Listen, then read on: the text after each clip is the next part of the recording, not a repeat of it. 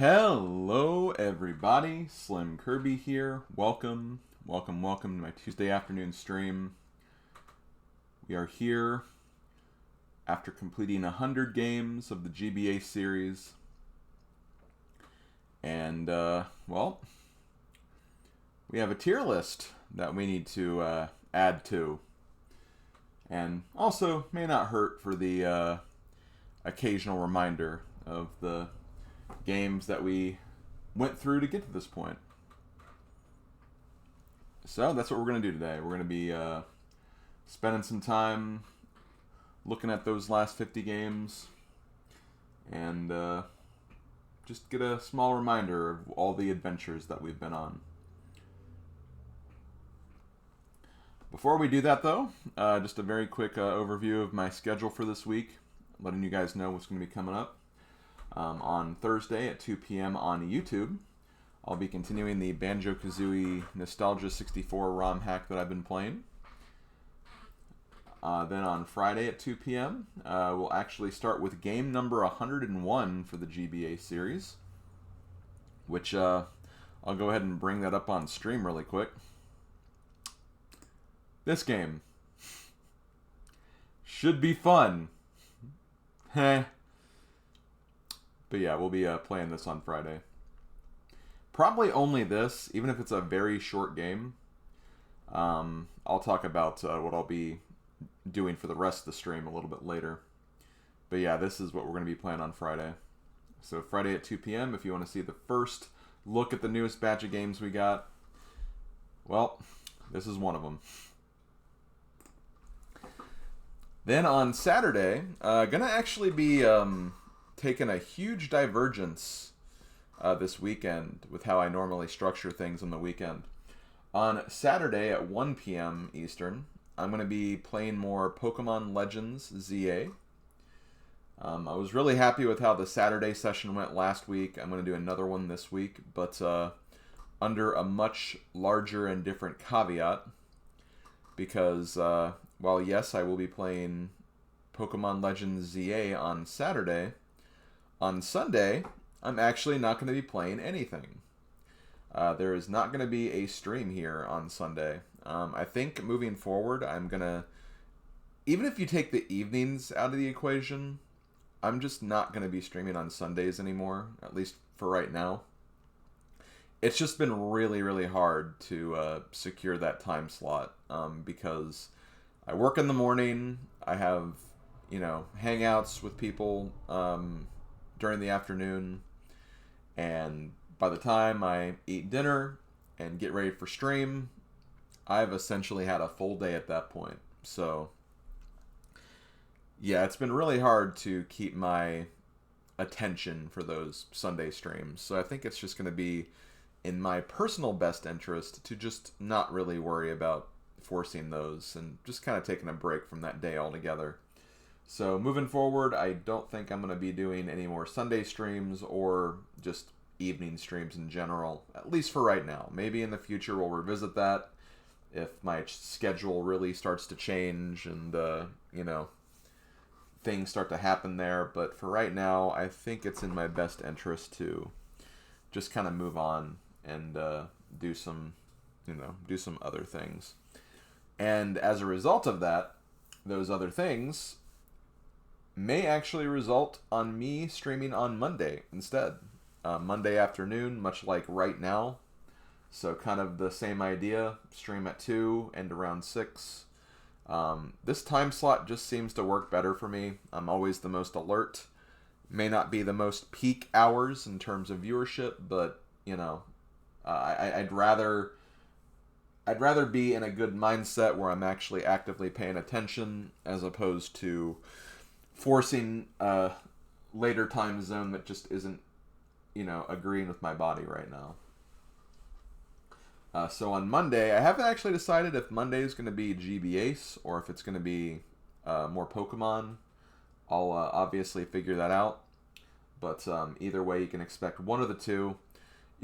Essentially, the way I kind of had it in my mind was that essentially the only changes that are happening is that as far as like actual stream time slots, I'm swapping Monday afternoon with my Sunday evening. And then I'm taking the general subject, which normally Sundays I had as like the first look, ongoing playthroughs, randomizer streams. That will get moved to Saturday, but then the Saturday stuff, which I usually make whatever I feel like, that will be what's on Monday, I think. That way, if I want to make a little more progress on GBACE, I can make progress on GBACE. If I want to work more on like the Pokemon playthrough I'm doing right now, I can do that. That's essentially the way I'm looking at it anyway. So,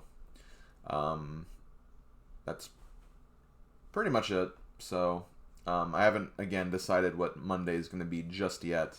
I'm leaning more towards GBACE right now, but we'll see how I'm feeling during the weekend once we actually get to that point.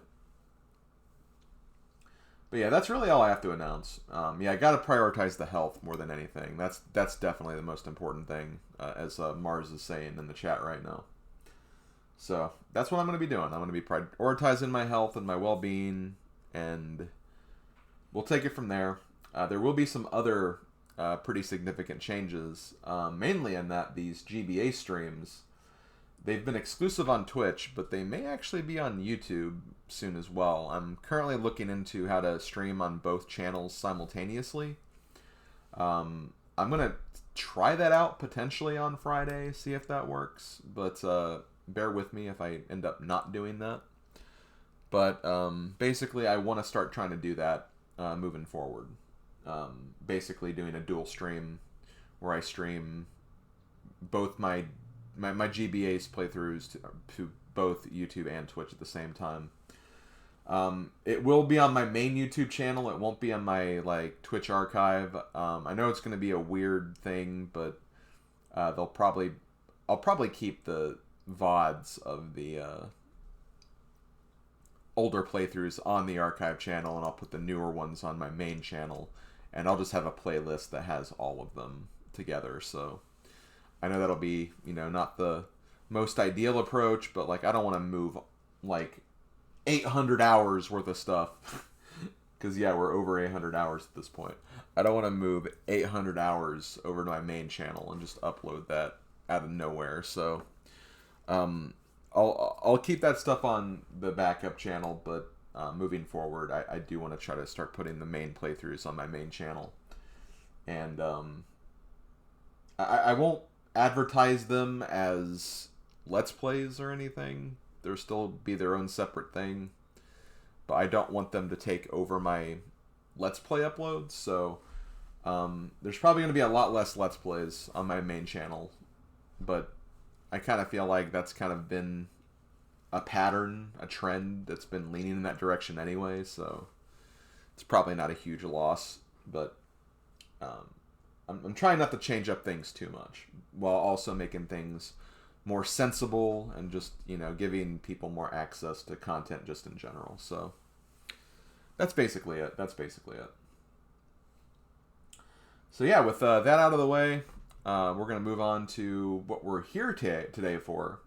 We have some games to rank, or tier list, or whatever. When I finished game 50, I did the same thing. I took a look at the last 50 games, or the first 50 games, all the stuff we played, put them in a tier list based on my own personal feelings, and, well, we have 50 more games now, so I'm going to try to do the same thing, and just add these new games to that same tier list. I took the liberty of getting everything prepared, so the list is pretty much how it was. I may have moved a few things around, like ranking-wise, like maybe I felt a little stronger about another game than what I did before, but I believe everything is still in the same tier as it was before. And also, for those who weren't here for the game draw last time, these are the current games we have for GBACE. So if you're interested in any of this stuff, stay tuned. Not going to cover any of it today, but this is what we have on the horizon as far as actual gameplays coming up. I found out some interesting things. Apparently, game 109, Yggdra Union, is apparently really hard. So that could be a rough one. And not only that, but that game along with Summon Night, they're both Atlas RPGs. And remember, the last few Atlas games we've done for this challenge are Robopon and Robot Tyson, so there are going to be some long ones coming up. Yeah. We'll just have to see, honestly.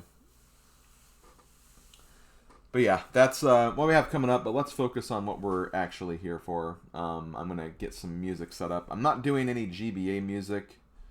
I mean, there might be some Mario Party Advance music in this. I'm just going to do a just typical, like, just Mario Party board list theme as we do this.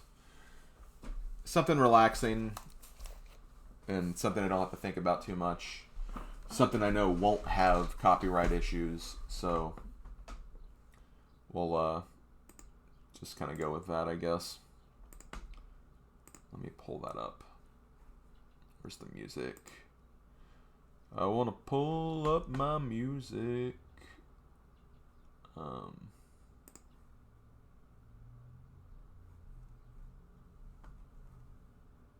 Is this it? No. Unless you want to listen to Fab's 2-hour horse racing video, which I'm currently in the middle of watching through, because he finally got to that for his summary videos.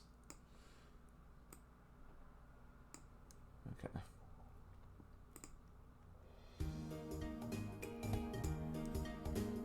Ah, good old Rainbow Castle. I feel like that's a bit louder than it should be. Hold on.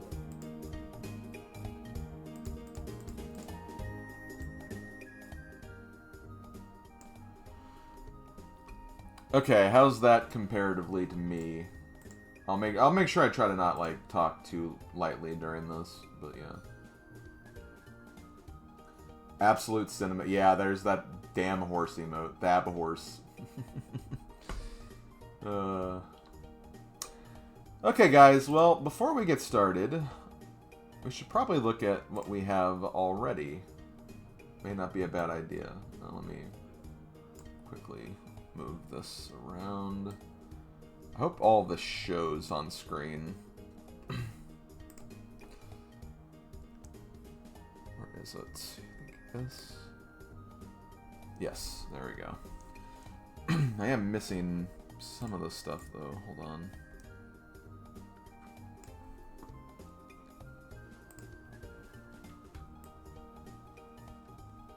I don't know why it's cut off so much. I thought I adjusted this beforehand.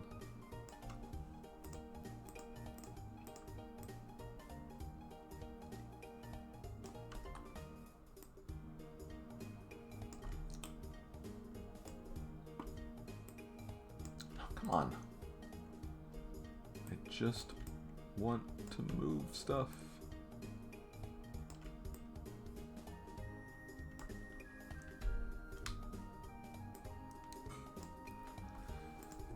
So yeah, this was the tier list that we came up with last time of the first 50 games. It doesn't look like there's 50 games on here, but it's 50. I counted. Trust me, I counted a couple of times. These were the first 50 games. But as you guys know, we've added a lot more since then. In fact, we've doubled the amount that we had. Because now, guys, we have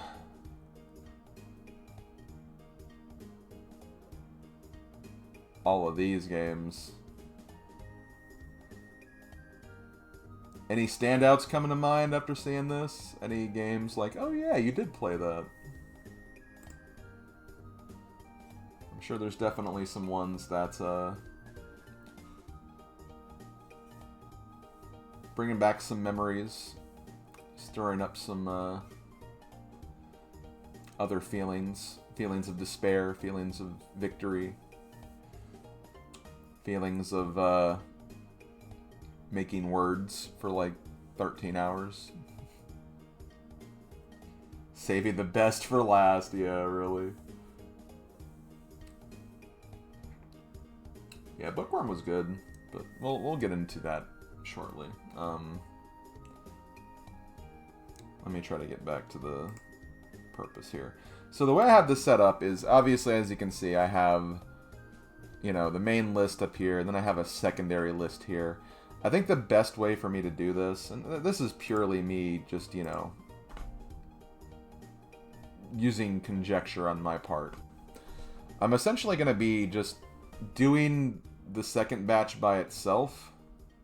And then every so often, once we do that, maybe I'll start adding them to the main list once I feel comfortable with where they'll be. But, I might change that. I might change that as we go through that. I don't really know. It's hard to say. It's hard to say just because, again, I've not done this process like this yet. So, obviously it's going to be a lot of experimentation involved for sure.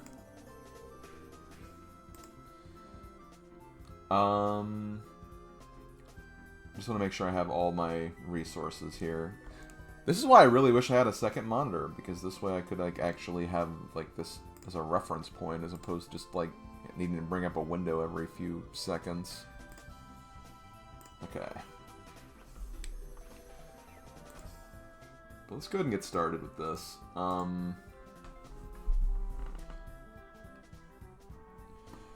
First game we got. We'll just go in order. Like, I mean, not in order of what I've done, but the order that they're listed here. They're mostly in order. There's like a few that jump around. I don't know why, like, they just randomly put Advanced Tour right here, and then all the way down here we got Dogs and Cats again. But, you know. First game we have is Sports Illustrated Baseball for Kids. Actually, let me do one more thing. It's not going in F. I'm just...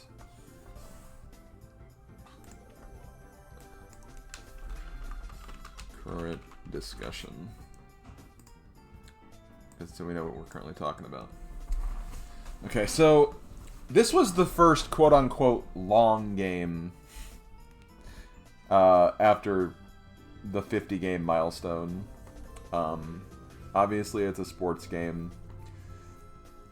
A really interesting sports game where you essentially are building, like, a team from the ground up. You're not, like, naming... like, all the teams are teams that existed. I'm pretty sure the players are still, like, relevant to who was, you know, playing, like, Major League or whatever the lower leagues are called under the MLB.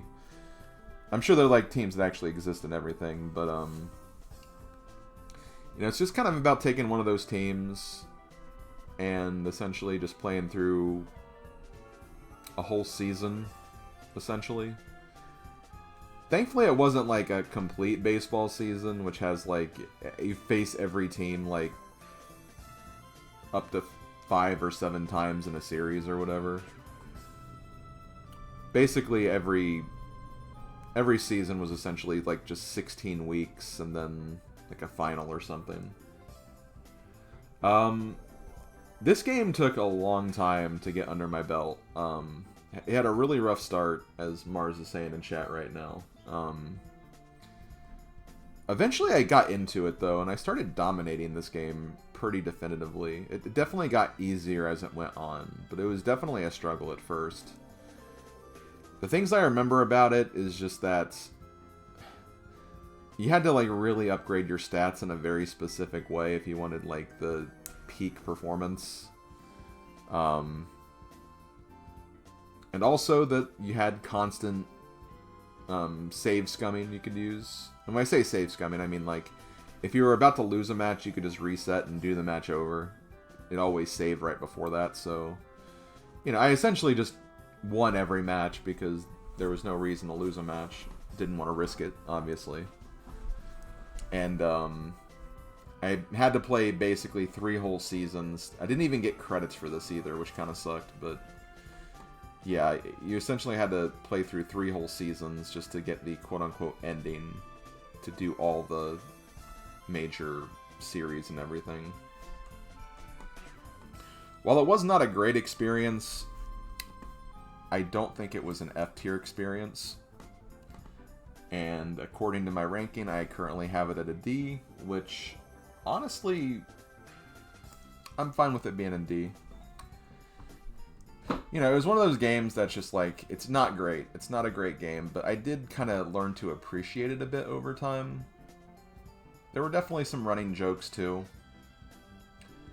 But what prevents it from being in C rank is just, it was way too long. the season did not need to be that long. It just overstayed its welcome completely, even though there was a part of me that did kind of respect it after a while.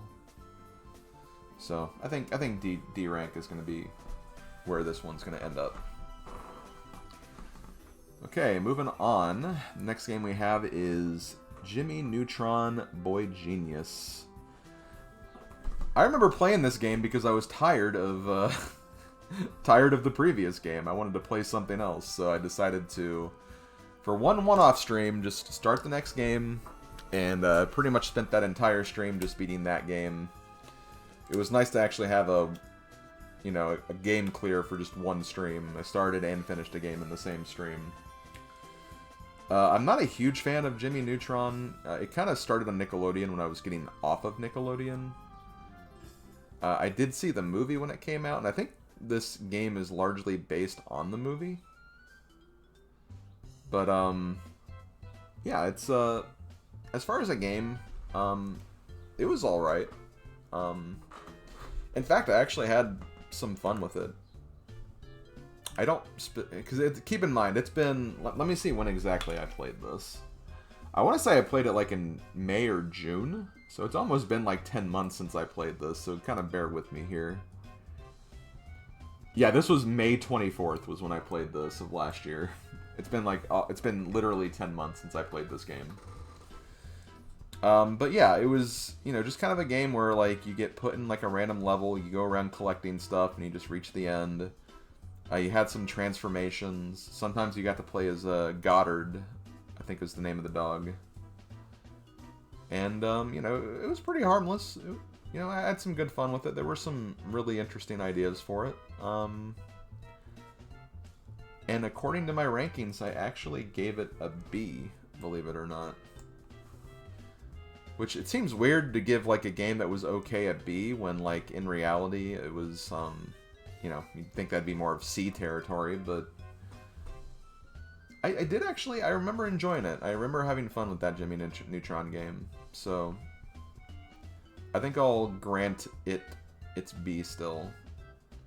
It might be on the lower end of this batch just because I don't really remember much from it, but it was fun for what it was. It was fun. That's all that matters. It was a fun video game. Which I actually need to start making the script for that. Or not really the script, but the video for that. Because I'm currently working on a summary video for game 50. And after that, this was actually 51 game I completed. So this will actually be the next game I'm working on. So it'll be nice to actually revisit that script and see what I said about it. Because, again, it's been a while since I played this. Yeah, B for Boy Genius. Exactly, Mars. Exactly. Okay, next game we had. This was a game I was really looking forward to. We have Shining Soul. Shining Soul is kind of an RPG dungeon crawler, active battling sort of game. Think of it kind of like Pokemon Mystery Dungeon, but less involved in regards to, like, picking attacks and stuff. Like, you literally have control over your character and their moves and what they do and everything. I remember having fun with it. It definitely got very tedious, and it actually got, like, really hard towards the end, too. And I remember my fingers hurting like mad because of just the amount of times I was mashing the button and just doing the same commands over and over and over again. But, like, as far as, like, how the game's set up, I thought it was set up, like, fun enough. Like, I'd still probably put it in, oh yeah, it had a really ridiculous final boss. Was it the final boss? Because, like, I remember there was, like, one boss I really, really struggled on for, like, a super long time, and then, like, the next boss I beat no problem. I do remember the final boss also being tough, though. It had, like, 2 separate forms or heads or something you had to destroy. Like, it was a multi-target fight, and literally it just, there's so much going on, and it was hard to, like, avoid everything. But I liked how the game played out. I think it just needed a lot more, like, it was very repetitious, kind of like what Cirque said. You remember a spider lady? God, I don't even remember a spider lady. This is what's hard about this, is because, like, some of these games I've played, like, 10 months ago, where when I did the first 50 games, it was at least, like, because, like, what? I guess it was more like 8 months. So at least the frame of reference is a little shorter then. But,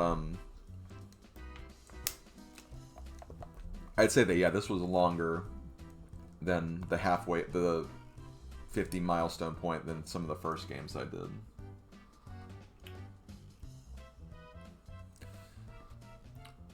But yeah, according to this, I did give it a B still. I think I gave it mostly a B just based on the type of game it was, and I was really intrigued in that. But I didn't do enough to, like, really make it stand on its own, so I think that's why I landed on B. So I'll put it just ahead of Jimmy Neutron. It's definitely a game I'd like to go back to and, like, play one of the other classes on. I probably won't do that for GBACE, though, but I'll probably do that in, like, my spare time. Because I remember getting, like, decently far with, like, some of the achievements, so it may not hurt to try it again, especially when I get ready for the video, just so I remember what I'm talking about and everything. Okay. Wow. The first Madden game, Madden 2002. It's funny because we just played Madden 2003 not too long ago, so we gotta get this game back in mind. I'll say it right now, I wasn't crazy about either Madden game that I played for this challenge so far. There was another football game that did it much better, for sure.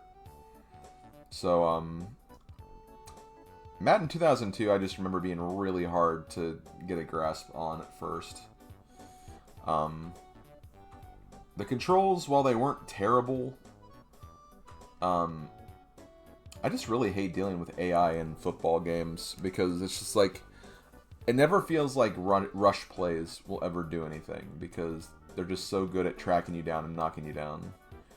And you have to always go with pass plays, and I do remember there being, like, a very exploitable pass strat in this game that I think even worked better than what it did in 2003. And that's ultimately how I beat this game, and it's also helped that I only had to play, like, 4 games, because you can start straight from the playoffs and go to the Super Bowl from there. But, yeah, I wasn't crazy about Madden. I really wasn't. Now, I do recognize that, like, it's mostly because I'm just not a fan of football or football games. So I think I gave it a D, but honestly, maybe I should move it to F, though. I don't know.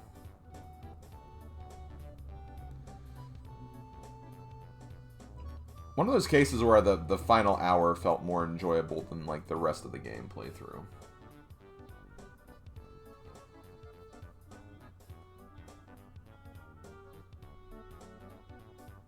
I'll still keep it in D, but it's definitely lower than the baseball game. I at least got some enjoyment of the baseball game after a while. Yeah, for football. If there was an E rank, I'd probably put Madden there, I guess, is the best way to see it. D minus, yeah, that's another good way to put it. Well, on the subject of F games, because I believe this next game I did actually give an F to, if I'm not mistaken. I did, actually. Next game we have is the Wild Thornberrys Chimp Chase. I was really disappointed in this game. You know, I grew up as a Nickelodeon kid. I didn't mind the Wild Thornberrys whenever it was on. Yeah. Fun show. Girl talks to animals. You see a bunch of different animals. I love animals. But the game itself was not very good. It felt very, like, the graphics felt like very, like, old school Flash. Like, games you'd probably see on, like, Newgrounds. Like, homemade games people would make and add on Newgrounds or something. It just didn't have a really good presentation, and man, there were some really, really bad sections. Some levels just, like, overstayed their welcome. There were stealth levels that were, like, really, really bad. The stealth levels were awful because it's just, like, if you just got noticed, like, even, like, just for a pixel of a second or whatever, you'd have to redo the whole thing. And if you ran out of lives, you'd have to do the whole world again, or the whole level from the very beginning. It was not good. And I was also disappointed because my good friend Malkinor Beck actually told me that she had this game and she actually enjoyed playing it growing up. So when I actually started playing, I was excited. And then just, like, to actually play this, I was just like, wow, this is not good at all. And, like, I think she even told me after the fact that it's like, yeah, I don't remember it really being that bad, but, you know, when you're younger, some games just kind of resonate with you better, I guess. So, it is what it is. The fall deaths before you hit the ground.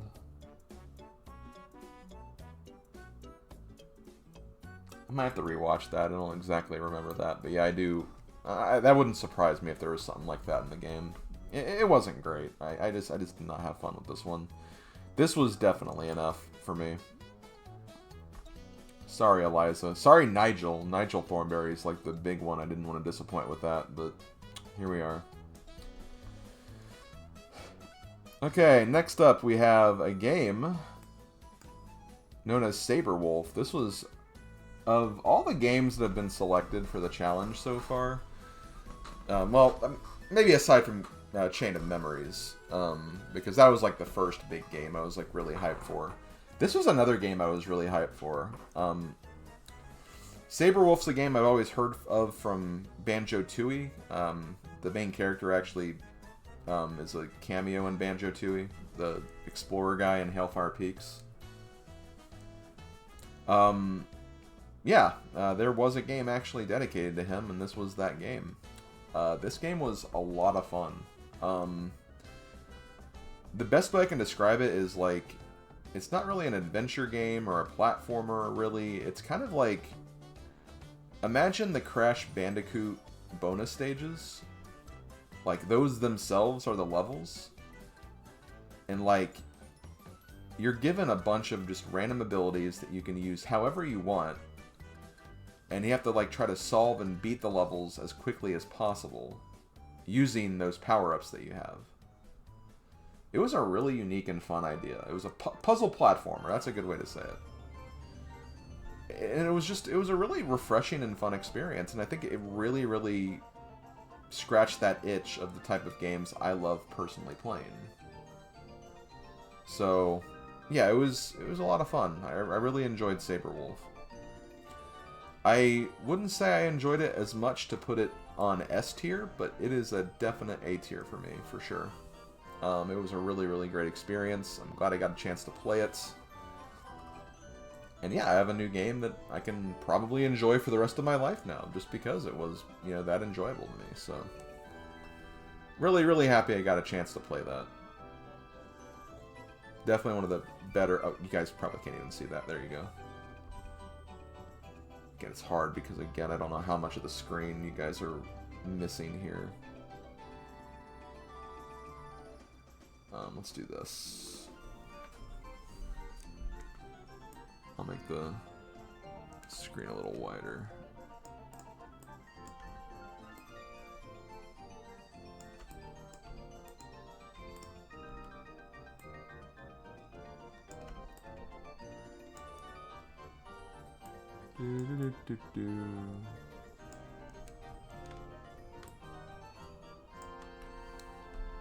We'll be able to see more once I get everything put up here, I think.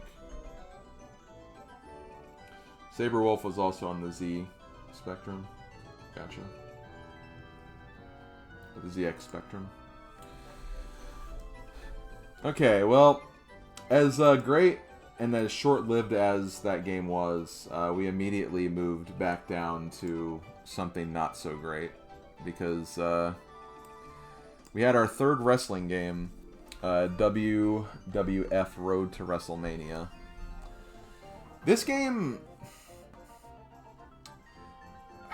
This was a hard game to really be super thrilled with, because at the core, like, once I knew exactly what I was doing, it probably wasn't that bad. But the quest to actually get there and figure out what I was doing, I think really soured me a lot on this experience, because for one, I'm just not a big wrestling guy. I've never really been a big wrestling guy. So, you know, couldn't really get into the game just based on that alone, honestly. And, like, I just don't think there have been really any great wrestling video games, at least before this challenge. I never really felt that. Whenever I've tried playing one, I always found them, like, super cumbersome. I didn't know how to perform any of the moves. You have to pin opponents to even knock them out in the first place, which I never knew how to do because the game would do a terrible job explaining it. And this game was looking to be the same thing. Thankfully, I did find the manual and just some other things that explain stuff. But the biggest controversy was finding out how to frickin' beat this game. And it actually got to a point where I was technically the first person of the challengers who played this. And keep in mind, I was not the first one to play this. Of the challengers that played this, I was the first one to figure out how to actually beat this game. Because what the other person did, they did not get the credits, and I did. So that was kind of a small victory I had with this one. And that I actually did figure that out. But it just required a lot of very precise management, making sure you did the right competitions and making the right decisions every freaking month. And if you made a wrong decision, you'd have to basically endure another month of endless fighting with seemingly no end in sight, basically. So, that was definitely a struggle with this one. I have it marked as F, personally, but I think that's more so because I was just done with it. I'd honestly probably put it more in D at this point. It's better than Wild Thornberries, easily. But I'd say it's closer to Madden than it is Thornberries. So I'm actually going to put it on D. I might move it back down to F if I think it deserves a little more recognition. But the fact that it's like so cryptic on how to get the credits here, and if like you mess up anything during that first year, or heck, even the second year, you're playing the entire game, or the entire season, another time. So the punishment for completion, or the requirements for completion, are more strenuous than probably the actual game itself, if I'm being honest. It's probably a more fun game to just kind of play casually than it is to actually try to beat it, I guess, is what I'm trying to say. So I'll give it a little bit of leeway and keep it in D, but yeah, it was... Yeah, I wasn't crazy about it, is basically all I'm getting at with this. Okay, next game we had, looks like, wait, was this the next game, or was this another one they skipped? Nope, okay, what's the next one? Here we have Lego Star Wars, the video game. Good old Lego Star Wars. Good old Star Wars. Our second Star Wars game for the challenge.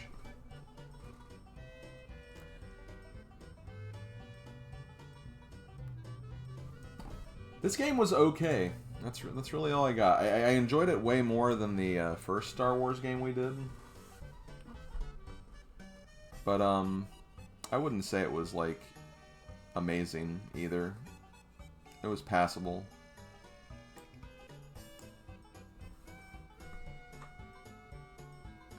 It was basically just, I think it was just like the first 3 movies, I think, or the first correction, like in terms of the timeline, the prequel movies, basically. I think that's what it was, something like that.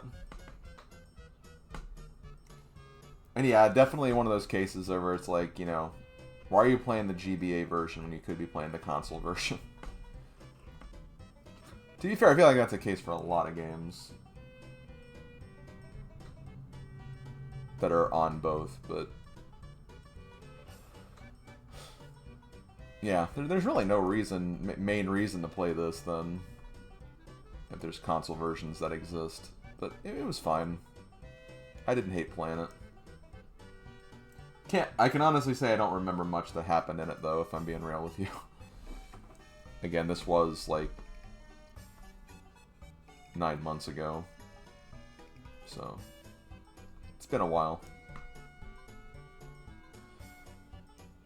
Speaking of it being a while, it's been a while since I played with Army Men.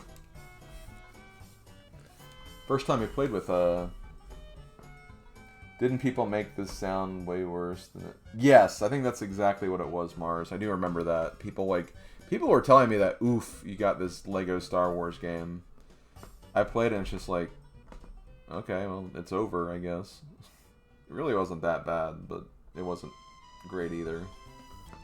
People made it seem like it was like I was playing the worst thing of all time.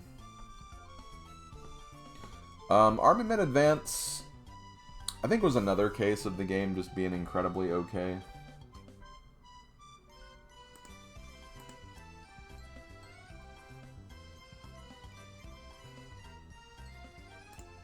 Funnily enough, though, I have a B written down for this one. So I think I enjoyed this more than Star Wars. But, I see it as more of a C, but maybe like a C plus B minus scenario. Also another case where it's just been a while, so I just hardly remember that much about it. I'll have where I currently have it ranked right now, but I might change that. If I want to play as an army on GBA, make it Advanced Force or Fire Emblem, yeah. But I mean, it's not really even like a strategy game either. It was kind of just a top-down shooter. Which, I mean, for what it was, I mean, it worked pretty well. I remember it being a pretty nice and easy game to get through. It was another game that only took one stream, obviously.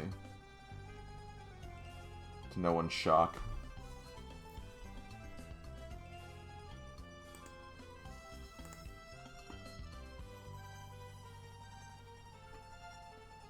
Yeah, it only took it didn't even take 2 hours to get through. So, it was not a long game at all.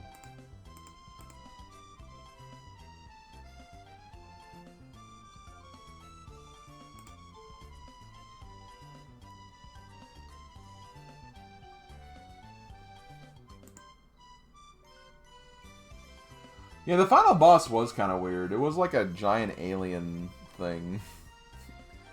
I do remember that being a thing for that one.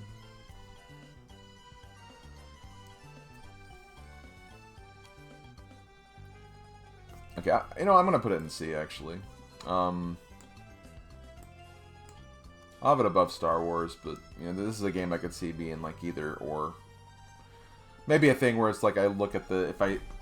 Maybe if I see, like, an imbalance, I might move some of the games, like, to one section based on that. We'll do it that way. Same for, like, the wrestling game here. Okay, well, we have an important title coming up here. We have another Nintendo property. So we have Kirby Nightmare in Dreamland, which I actually did a Let's Play on my channel just because I drew this game, so that was fun. It gave me some Let's Play content. Kirby's great. I mean, I wouldn't have named myself Slim Kirby if it wasn't for Kirby. And, you know, it's a very solid remake of Kirby's Adventure. I honestly feel like it's a case where, like, if you hadn't played, like, Kirby's Adventure in a long time, there's a possibility you may not even recognize that it is Kirby's Adventure, just because they do kind of even give, like, kind of an overhaul to the graphics a bit. And it feels pretty different. Different enough, anyway. But yeah, it's a really fun game. You know, I've played Kirby's Adventure a lot. And honestly, sometimes I play this, because it's literally the same game. Same game with some added features. It has the Meta Nightmare mode, which I did showcase for this playthrough. I also did the extra mode, which basically it's the same game just with lower health. So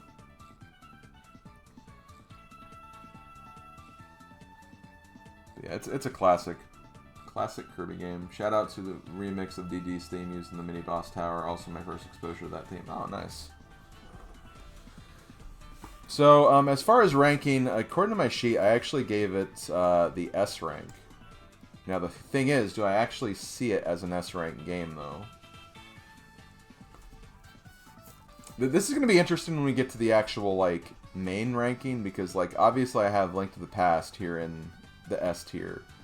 I have Mario Advance here in the A tier.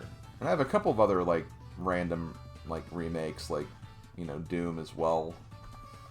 So it's like, you know, looking at, like, this game compared to its original version,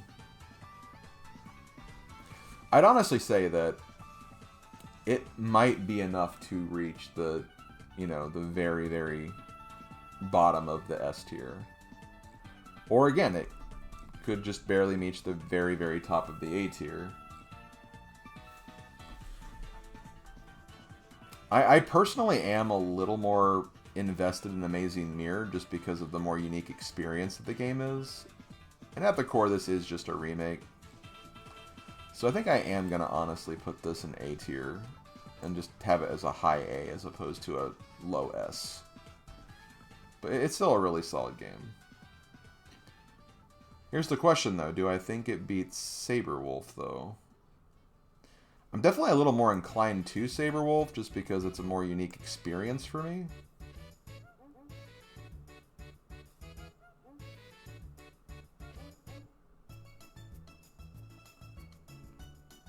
The question is Saberwolf A+?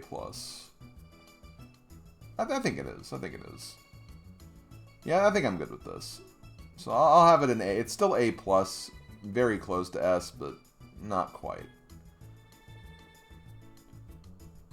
And I know that I'm being very generous to Link to the Past, but again, I just have a lot of special memories with this game. I mean, both this game and Mario World are just peak. It's just, I feel like there's more of a reason to play this because of Four Swords as opposed to Super Mario World, which honestly I feel like you'd get the same experience, and if not, like, you know, the music's better at least than the Super Nintendo version.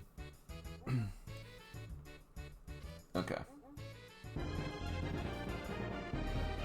Yo, Master Starman, thank you so much for the 79-month resub. Appreciate it. Okay, well that's 10 games done. We still have 40 more to go. So let's keep it going. Next up we have is Gumby versus the Astrobots. This game was a video game. I don't think I was really that crazy about this, being honest. It was really it was 80 minutes. It took me 80 minutes to beat this game. One of the shortest games of the series. Not quite the, like, top 10 shortest games, but, you know, close. High D, low C. Yeah, that's honestly how I see it. I remember there were, like, some parts of it that felt, like, very awkward to control.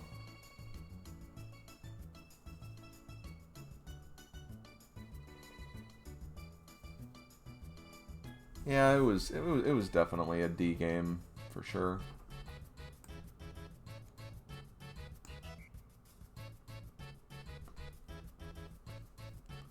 Yo, hype train. Well, thank God, because the last hype train we had was seriously like a minute, because like it got at the very end of a stream and like it just didn't go anywhere.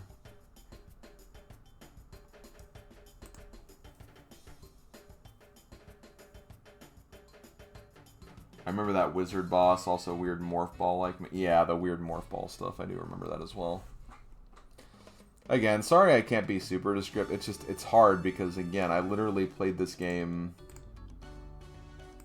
according to this, I played it back in July of last year. So it's definitely been a while. Honestly, I almost feel like putting baseball ahead of this, just because I feel like I at least, you know, got familiar with the game enough. And there's also that pioneer unique experience for it. I really just don't remember much about Gumby at all.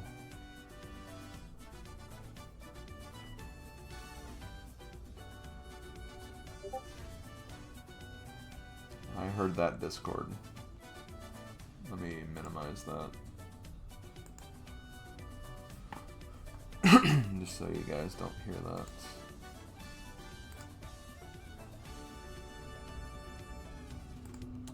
Yo, I love when my mouse cursor just disappears.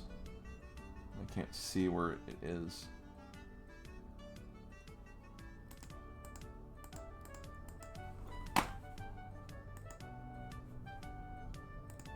There it is. Okay. Oh yeah, the minecart-esque levels with the horse. Oh god, yeah, I do remember those. Yeah, D's fine. D's fine for Gumby. Okay. X2, Wolverine's Revenge, the second X-Men game we got for the challenge. I didn't like this game that much. I really didn't. I thought it had like a unique and cool premise. I mean, usually with X-Men games, it's about like, oh, pick your favorite X-Men and then play as that X-Men. Here it's just like, okay, no, you're gonna use Wolverine and you're gonna like it, but they, you know, they at least tried to tailor the game around Wolverine and like his abilities and stuff. And I thought that was a cool idea, and I enjoyed that aspect of the game.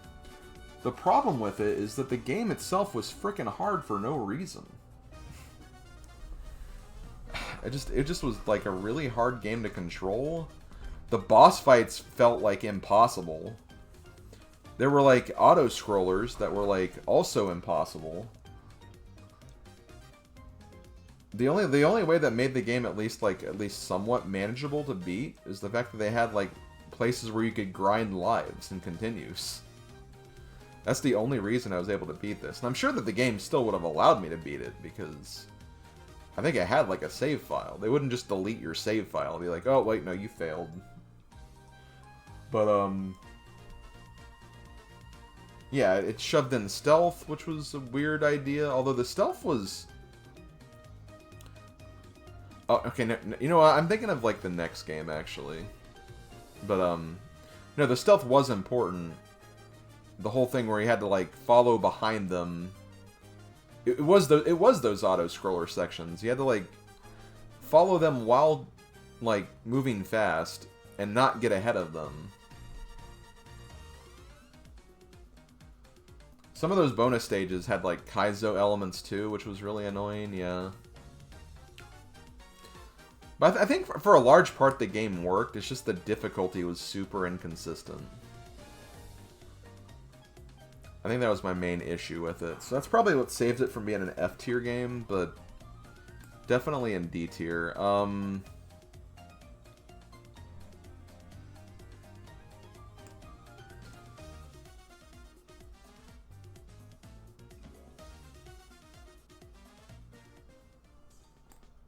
I feel like I'd play it over the WWF game again. Probably even over the football game too, honestly.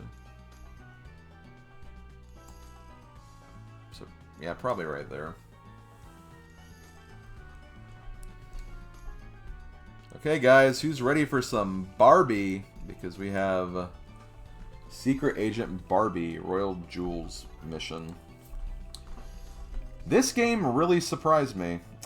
This game really surprised me with how fun it actually was. Yeah, this was a fun game. It was, you know, not amazing. Like, I don't know if I'll put it as an A rank here, but honestly, yeah, I had fun with it. It was a fun game to stream through. The barnyard of the batch, maybe. Well, we'll see. I don't know if I'll go that far yet, but it was definitely high B for sure. Some Barbie games are good, weirdly. Yeah. No, I think it deserves at least a B. I don't think it deserves a C. I think it deserves more than a C. Because I definitely play it over Jimmy Neutron. I gotta play that again.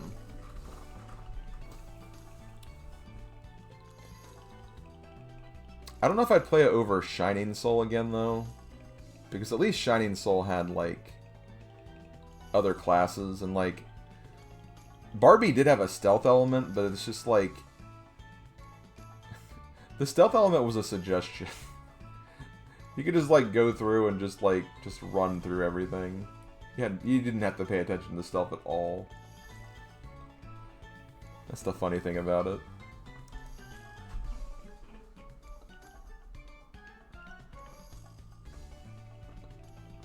Yeah, it was a nice surprise for sure. Very nice surprise. Okay. The robot dog that would break the level too. Like you could like literally see a collectible on a higher section, use the dog, and the dog would pick it up when it came down or go back up. And you'd get the collectible without even going to it. That was pretty funny, honestly. I do remember that.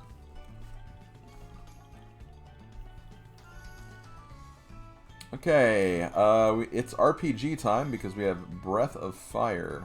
I really enjoyed this. I mean, I love RPGs as it is, so I knew this was going to be a game I would really get into.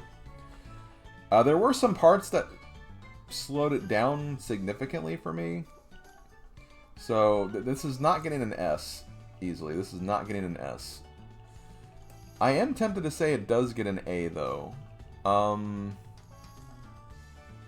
So I'll put it here for right now.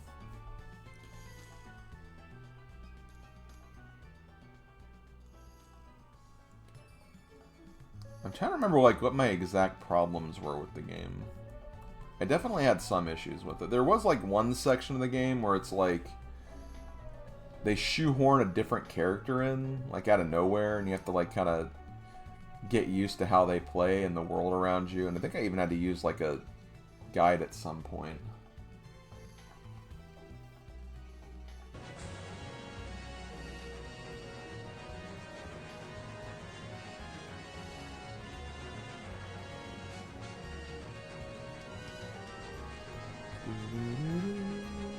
Yo, Sir, thank you for the 49-month resub. Yeah, the box art's pretty lazy, honestly.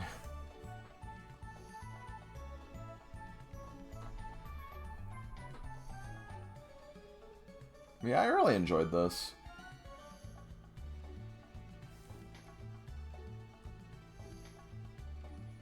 Again, it's hard when it's a game you've played, like, many months ago. Those Falco enemies, that ain't Falco.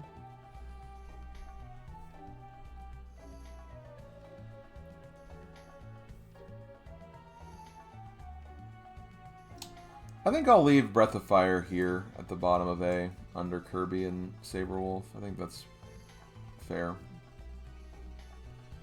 Because I want to move on to the next game. Oh man, this is a game I kind of need to like revisit even just on my own time, because Rave Master, and I don't know how well you can see that, but yeah, it's Rave Master is what we currently have on there. Another really, really short game. Basically a fighting game where you had to just, like, fight for a while. then had to do a special set of inputs to do like the finale finisher or whatever, and that was it. It had a really unique mode where you like played like a almost like a campaign chess style board game type of thing too, which was interesting, but you could get the credits just by completing the normal like fighter campaign, which usually takes like what, 10 minutes. So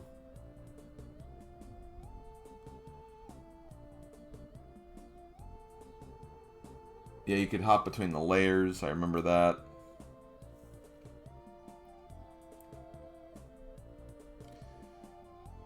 It's a game that I want to go back to on my own time to try out the that other mode to see like what if that would add anything to this. But yeah, I just do not remember much about this. Also, hello Odin.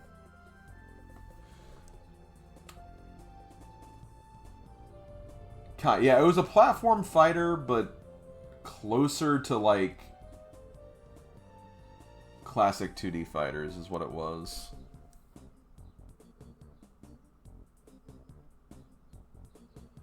Yeah, the campaign mode took less time than Gumby did.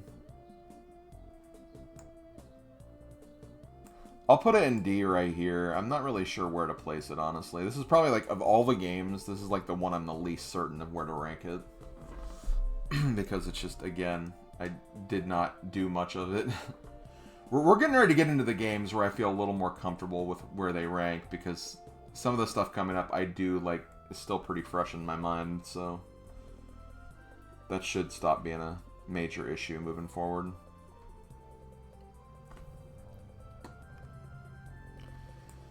Okay, back to Stone. This was no one knew what to qualify this game as.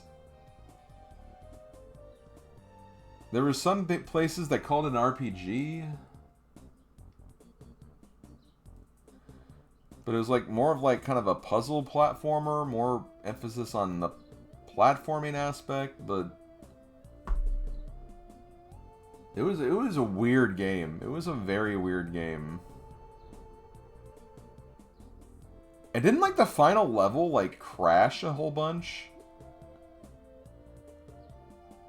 I think I remember like literally there being like an error on the final boss.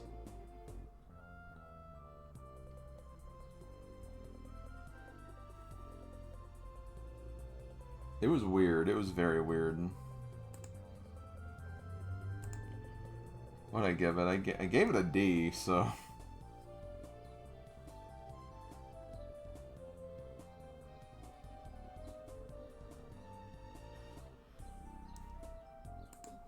I wouldn't say I really hated it, though. So, definitely more of a D than F. I'll put it just behind... Well, I feel like I enjoyed it more than WrestleMania, though.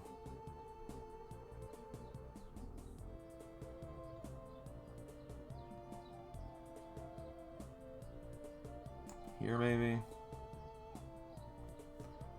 I'll move Rave Master a little forward, too. It's kind of... I'd say right here, then. You don't remember this one. It was basically like you had to move stones around a lot, and you had to like... I think you had to kill enemies in some cases. See, it's that weird of a game. It was like just... It was such a... Like, what the hell is this? I mean, I know it's been a while since we played Rebel Star, too, but like even Rebel Star, I remember like core aspects of that gameplay.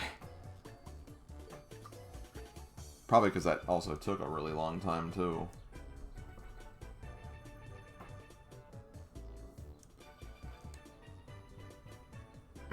There was, like, one plant boss that took me, like, forever to beat, too.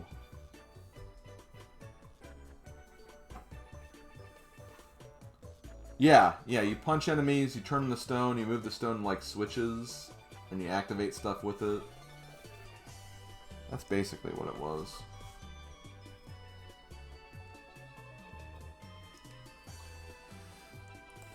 Okay, Top Spin 2, our first tennis game. This game was, I was really back and forth on this game. It was kind of one of those games where it's like, I started off being scared, then I kind of got in the groove for it, but then I reached a part where I was like, oh no, I don't know if I do have this, and it was a very back and forth experience. I didn't enjoy it that much. That is the main thing. Once again, probably another D tier experience, but the controls just felt really bad, yeah.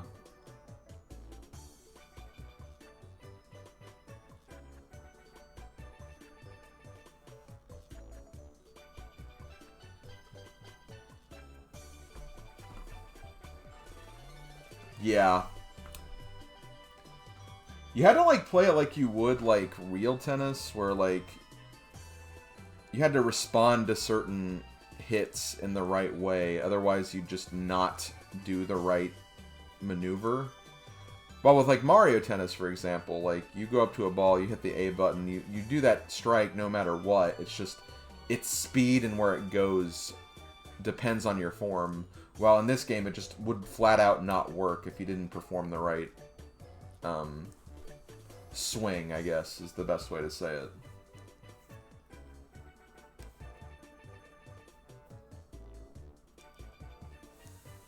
It just made it more, difficult to play than what it probably should have been.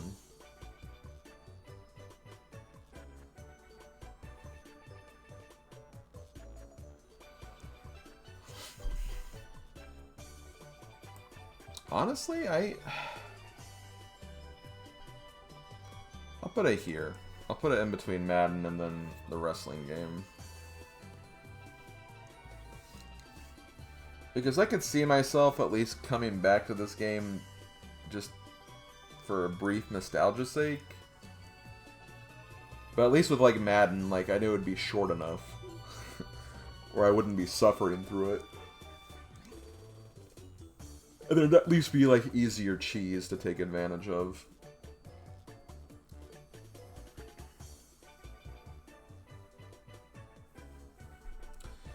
Okay, next up we had Power Rangers Time Force! Oh wait, no, that's not it. That's Lego Extreme. Did I think I accidentally grabbed that from down here. Hold on, let me move that. I meant to grab this. Yeah, Time Force was next.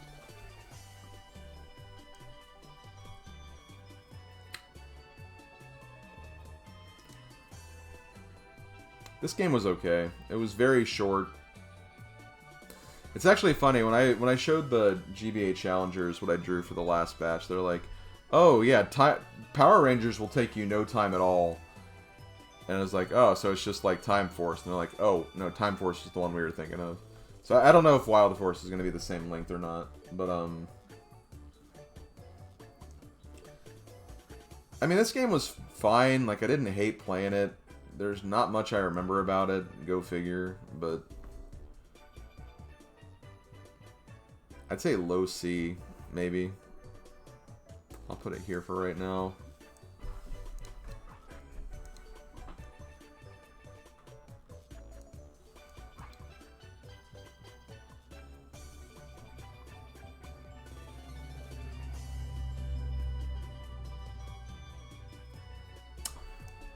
I think I will move Gumby up to C, actually.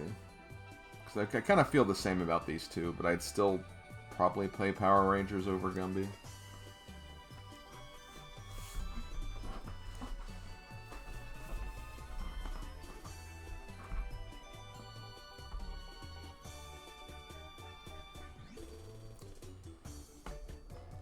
You think we have our first S coming up? With what? Castlevania Circle of the Moon? Really? Think I'm gonna put this baby game in S tier? Come on. Of course I am. I made it no secret. I really enjoyed Circle of the Moon. As painful as the Dracula fight was, it was a lot of fun. I really enjoyed my time with it. I played more of it after it was over for GBACE. It was a really good game. I really enjoyed playing this. Even like the grinding for like the cards and stuff. Like, eventually you get to a point where it's just like it didn't. Grinding for it was super easy. You just go in and out and beat the same enemy up over and over again. Repetitive, sure, but like, you know, it's a fine way to. Easy way to do it, and like you get all the experience of fighting and everything too. Yeah, and that's what excites me more, is that the other games are like being hyped up as being better than this one, and I thought that this one was amazing. The card system was really unique. It had a lot of experimentation there, although there were some card combos that were apparently just really bad and some that were just really good. But, no, like, there's, like, a lot of different ways to play, and it has a lot of replay value, too. Like, there's different classes and characters you can play as. I mean, I only played it once, but, like, damn, there's, like, a lot here in Castlevania. Like, there's a lot here for this one.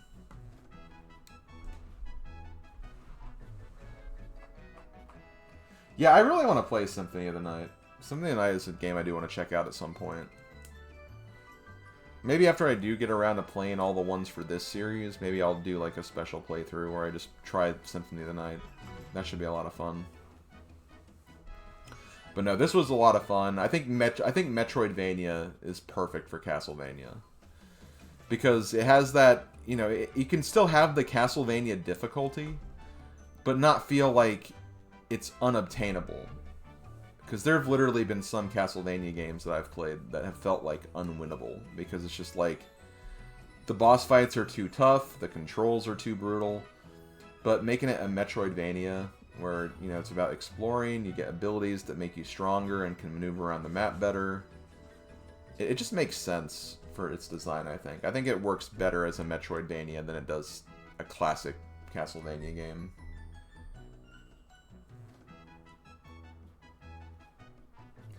So yeah, Circle of the Moon was a great experience. Definitely, like, that's why I ranked it as, like, my game of the year for GBACE last year. As much as I freaking love this game right here, as much as I love Dragon Ball, like,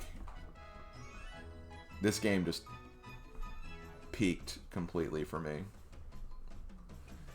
Now, is it going to beat Advance Wars, though? That's the question. We'll have to wait and see on that, but, like, you know, at least for this batch, it's definitely right here for sure.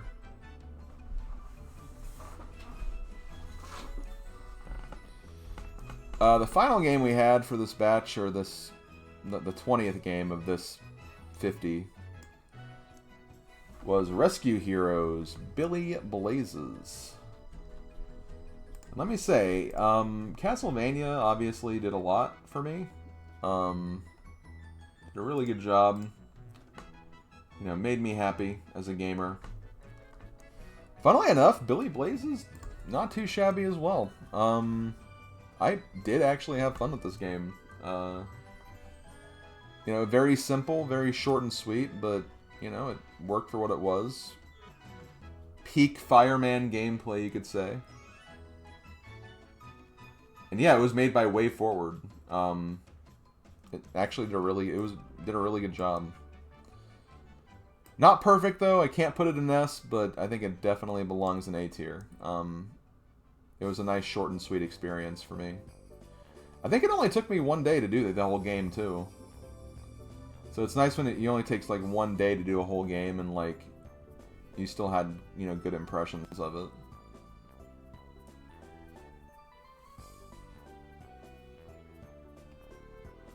The problem is, like,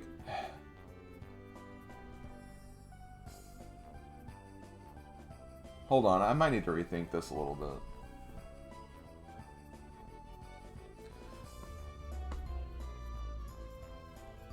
Odin, the ignition factor was terrible. Like, that was a bad game.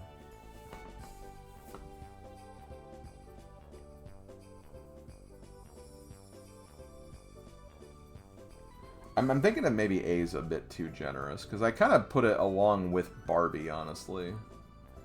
I think I do think it's better than Barbie still, but, Not by much. The Shining Soul is the real question mark there.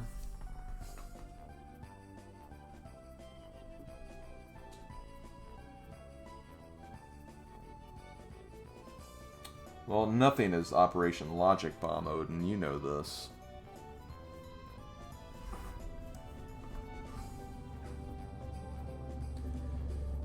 I might lower this down to a B then. But maybe put it right here.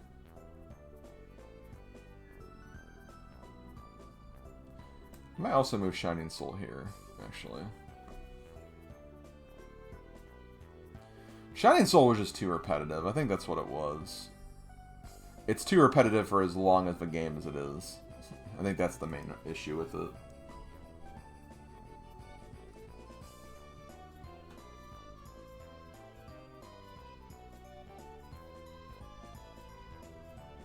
Yo, my phone's next autofill-in word was pieces. Hell yeah, Odin.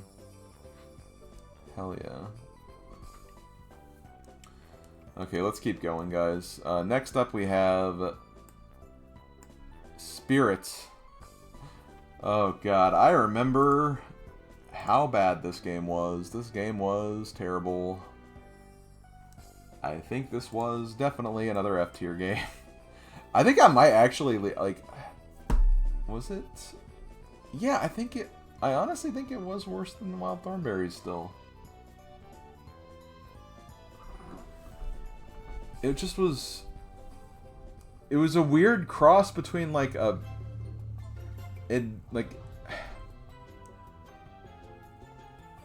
action-adventure slash pet care kind of simulator. It's like you did the pet care as you went through the game, but it was so minimal that it didn't mean much. Yeah, I did Shining Soul. Shining Soul was like game 54, I think. Maybe 53. No, 53. It was 53.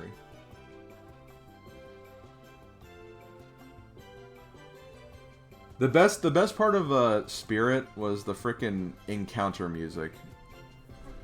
That was the only good thing about it, because like literally like an enemy would be near and like the music would start playing, you'd leave the screen just briefly, it'd stop playing, but then like just move an inch over, you'd hear it again. Like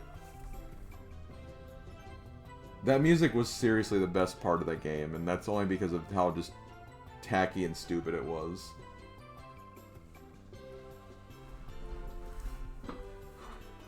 Plus, Bowser Girl would not forgive me if I didn't have this in F tier, so... I mean, it was going in F tier no matter what. It goes without saying, but, yeah. Okay, next up. Oh boy, we have a big one. Rebel Star, Tactical Command. This was the 35-hour game. The third longest game of GBACE after Super Robots and Activision.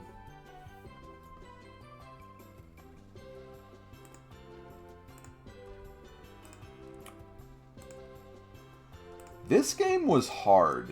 Like, I remember this game being really, really difficult. I actually have 4 for difficulty, so yeah, it was a really hard game. I only was able to beat it because I'm just well-versed in these types of games, as it is. Turn-based strategy is kind of a thing of mine, so...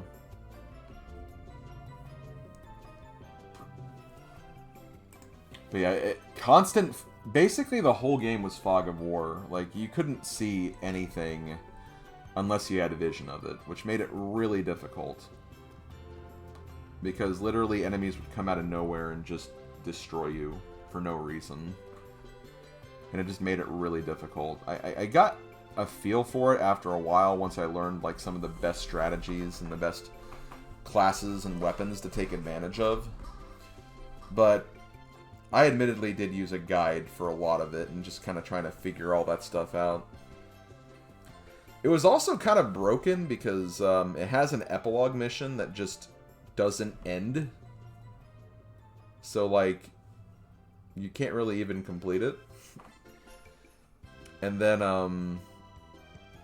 one of the missions actually broke while I was in the middle of it. Because I used the wrong weapon, and the weapon I used actually made the game glitch out and soft-locked myself. So I had to restart the whole mission, which took me up to 2 hours at that point. Also, yeah, accuracy. The accuracy was terrible. It'd, like, always be low, and, like, you'd never know if you could hit anything. A very tactical game, for sure. At the core, though, like, I didn't hate it. There were some good aspects of it. Mars mentioned Ruby. Ruby, best girl ever. But I do think it was kind of a C rank game, honestly.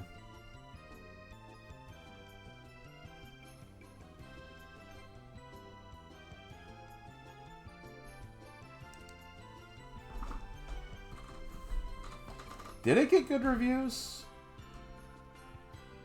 I think it just... It won, like, that Best of E3 award, but, like... That's not usually a full game at that point.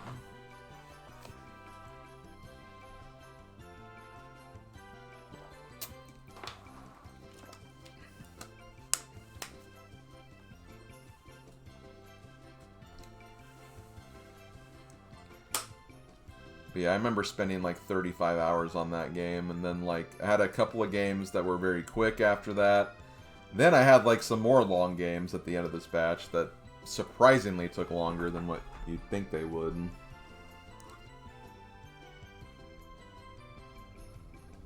Oh, 75s and 80s. Yeah. That's true. That's mostly seen as like a C+. So...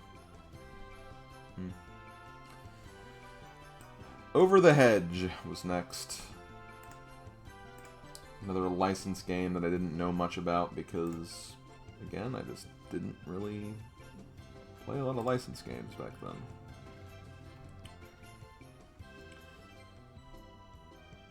Another case where this game was okay.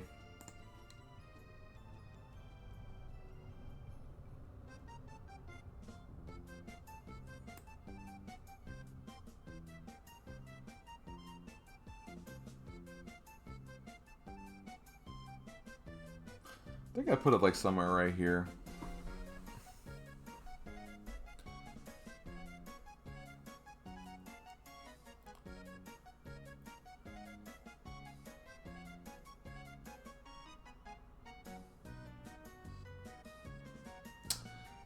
Yeah, I mean, I never saw the movie.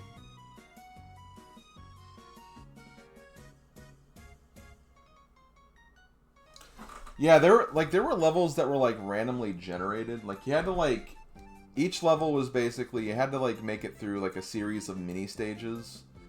Then you'd get to the house where you'd like literally sneak through the rooms of the house and get items in kind of a stealth mission form.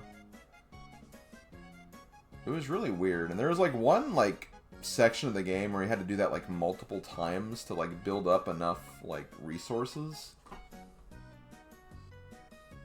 It was handled in a unique way, but it was just, again, super repetitive.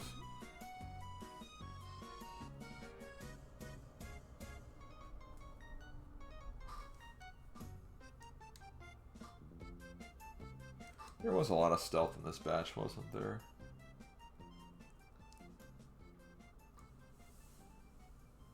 Yeah.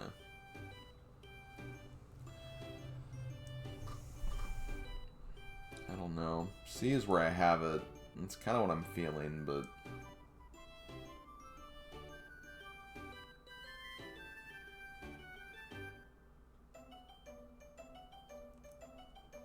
It's always hard to figure out, like, when games are in these levels, because it's just, like... You just don't have that much of a strong feeling on it. Okay, well, we have the second Paws and Claws game we played with this challenge, Pet Vet. This game was better than Pet Resort, but it was still not great.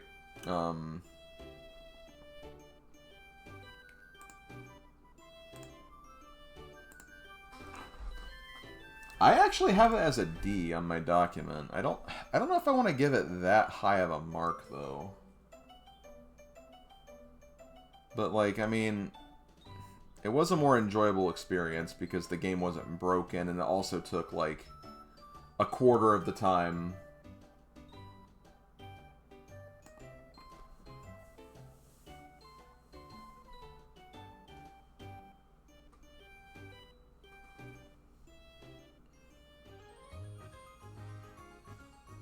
The least painful. Yeah, it was the least painful for sure.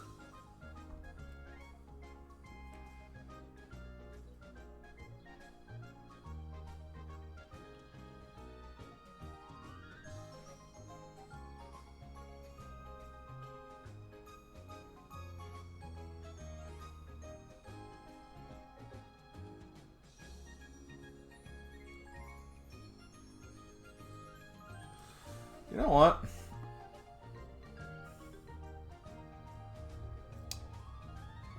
I don't know.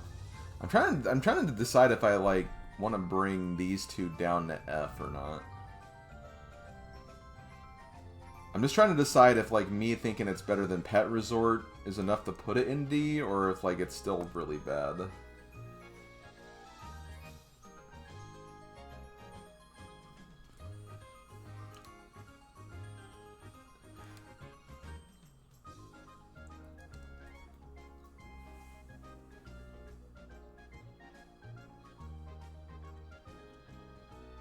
I honestly don't know.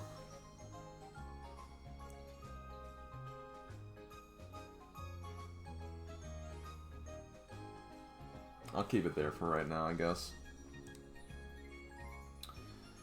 Well, I think we have another very okay game, because Charlie and the Chocolate Factory was next. Yeah, S rank goes to TTYD on the Game Boy Advance, of course. Yeah, this game was just okay.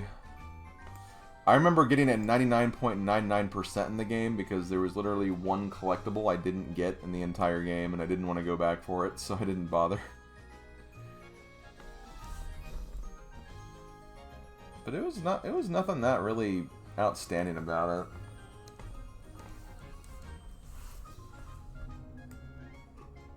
Maybe like right here.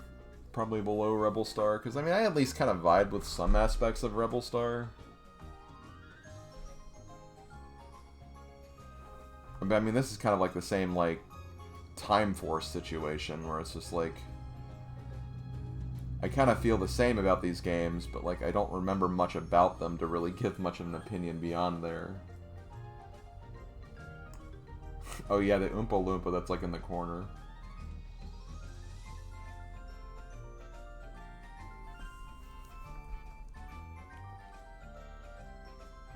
Charlie, maybe mid-C.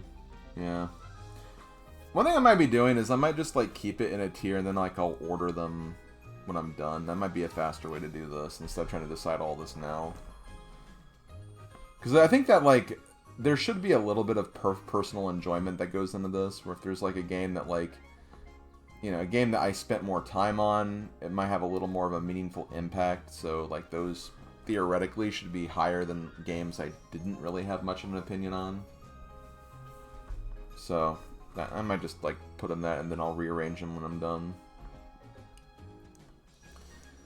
Oh god, Street Fighter Alpha 3. Well, based on experience alone, I mean F, but like I'm trying to be at least a little fair to fighting games, because I think the game itself was fine. It's just that last fight was bullshit. M. Bison was not fun to take down whatsoever, and I just really, really, really hated that aspect of that game. I really did.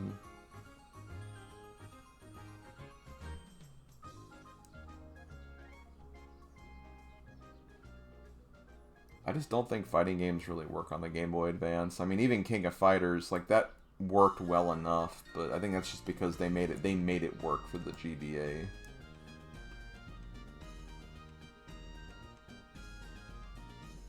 Yeah, Zangief is just on the cover here. So it's either going to be like low D or high F for me. I'll keep it low D for right now. Because I do have an appreciation for Street Fighter. It's just, that fight just was not fun. Literally the most frustrating aspect of GBACE so far.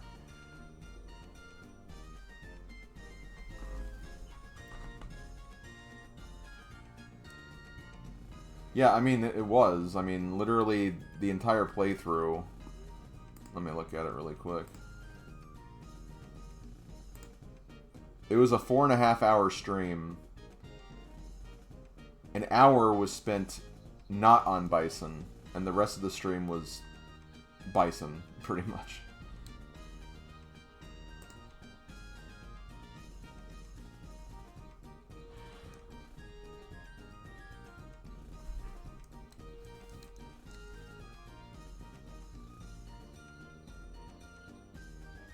Yeah, that's kind of how I feel, Kingo, for sure. Because I played a lot of Street Fighter when I was younger with my uncle, and it's like I was never good at the game, but like I just enjoyed it because it was a game I played with my uncle. So I didn't really think about being good at games back then or completing them. It just was a game that, you know, wastes time. Okay, alright, the bowling game. There's another game that was pretty terrible. There were just not a lot of great games in this batch compared to the first 50, I've noticed. 10 Pin Alley 2. It was a D.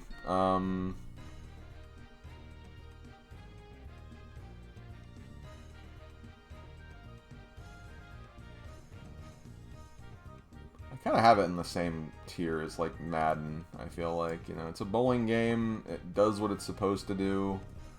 It had the return of Rad Gravity after being absent in like video games for good, making his triumphant return in 10 Pin Alley 2.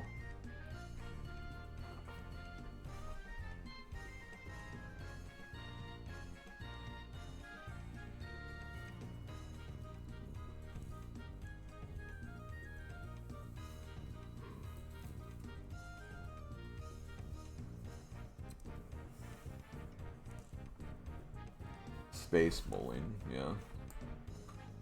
I'll put it here. I enjoy bowling more than football, but like it doesn't really do much different than what Madden does, honestly. I mean, if you're playing a bowling game, you want to be playing Wii Sports. That's just the way it is, and that's the way it's always going to be from now on, I'm pretty sure.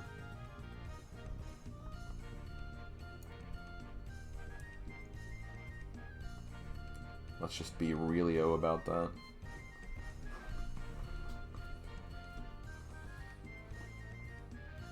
Okay, Pocket Dogs. Hey guys, another pet care simulator. Don't we love those?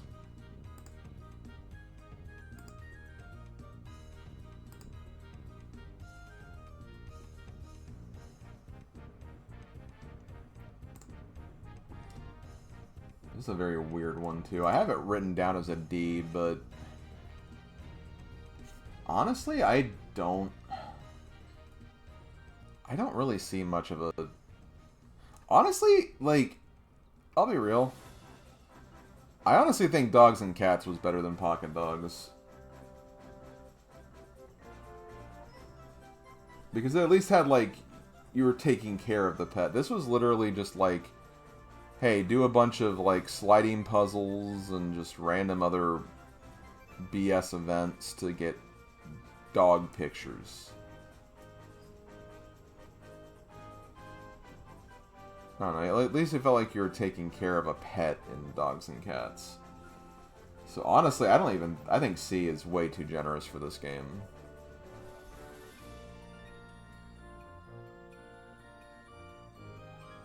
Honestly, I think it's probably enough. Maybe just above the Spirit game, just because I had a little more fun with it. I don't know about compared to this, though.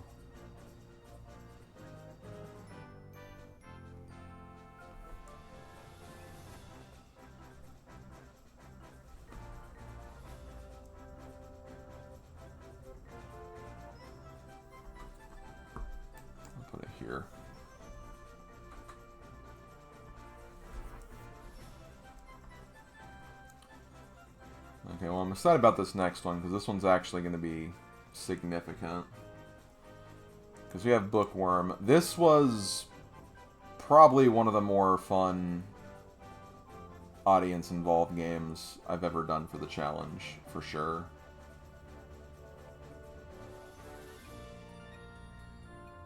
And, like, it's really not much. It's basically just Scrabble-like puzzle game. Yeah, it's Caterpie. Caterpie's own video game. It was just fun interacting with the chat and actually, like, you know, having chat make words and just, you know, it was a really great experience. It goes in A tier. I wouldn't quite put it in S just because it can only be fun for so long, and we spent way too much time playing it because of the completion goal I went for. But you know, it was a fun experience. It deserves an A though for the experience alone.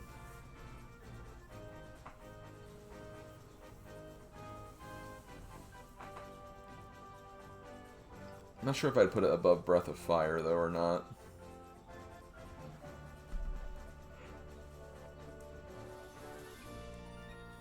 I think I will. Not. No. Nah. Here's fine. I know I'm kind of ranking them again after I said I would stop doing that until I got closer, but I can't help it.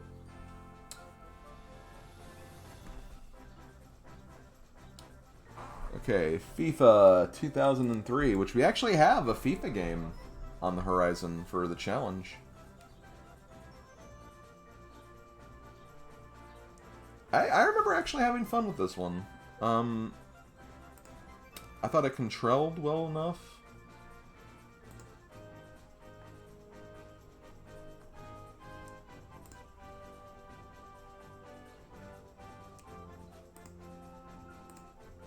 There was one soccer player that I, like, was obsessed with because they just, you know, they kept scoring in my game. I forgot his name. I'll get a handle of that whenever I do get back to this. But yeah, I think this belongs in B tier. Maybe right here.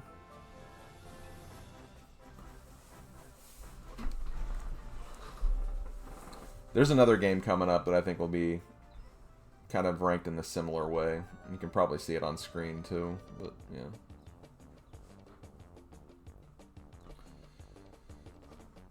Okay, well, this next one was... I know I said earlier, like, again, like, I felt very unsatisfied with Rave Master and the completion I did for that. This is probably the game that has the most, like, did I complete this really feeling with it, but I don't know what else to do with this one, if I'm being honest. But yeah, Ultimate Arcade Games. This was no Activision anthology. Activision anthology is and will always be the GOAT arcade collect-a-thon game, or what's the word I'm looking for? Collection? I guess just collection. You can't beat the GOAT of arcade collections. And I mean, this is not really even a collection of old arcade games. It's a bunch of, like, arcade parodies. More than anything. And the worst part is my playthrough, like, my save file glitched up. Which made me lose a lot of progress, and that's what made me have to kind of switch my objective around anyway, because I didn't want to have to keep dealing with that. But, I mean, for the most part, the game was alright. There were a lot of games that were intriguing and interesting to play. There was one game that I didn't really get much of a feel for at all. It was that weird, like, take these resources to another planet game.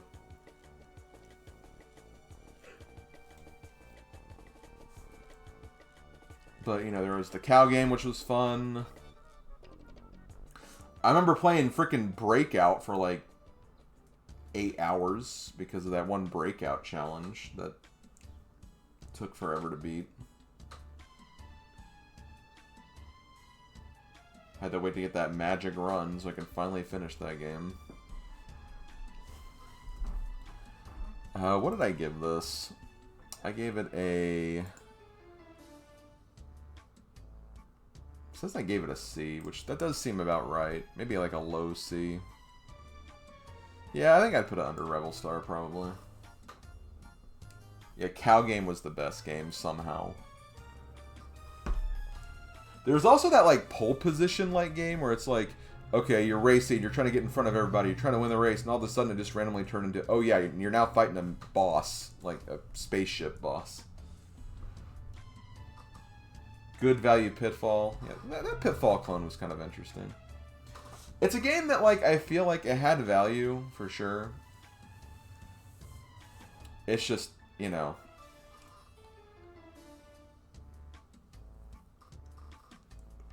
devoting my time to arcade parodies with arcade-like difficulty was just not something that was in the cards at that point.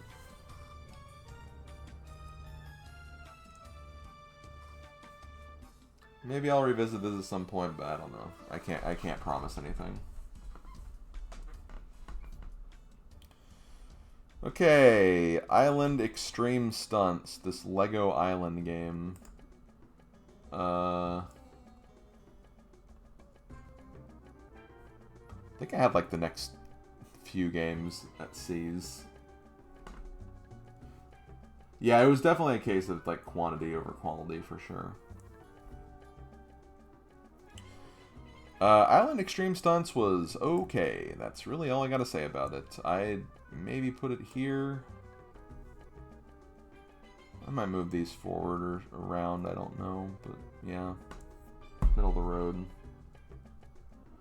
Yeah, I used my sliding puzzle skills that I got from Pocket Dogs to help out in Island Extreme Stunts. That was something. God, despite that not being that long ago, I really don't remember that much about it either. I think that I did that in like October, November or something.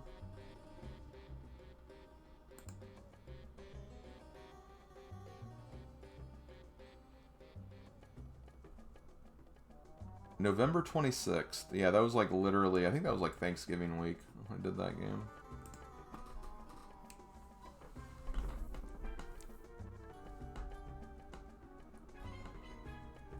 Still nothing else in S yet. That will be changing soonish. I do see that changing soonish, just not yet. Okay.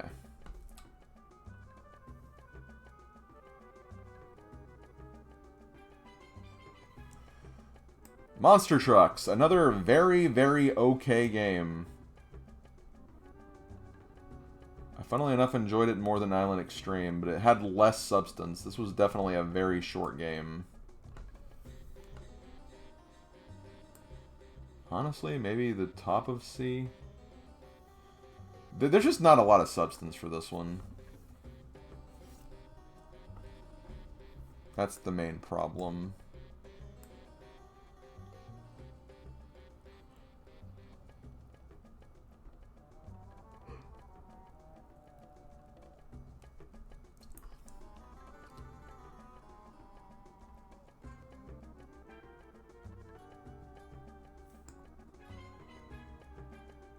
It definitely had meme energy for sure. Honestly, no. It probably deserves to be back here.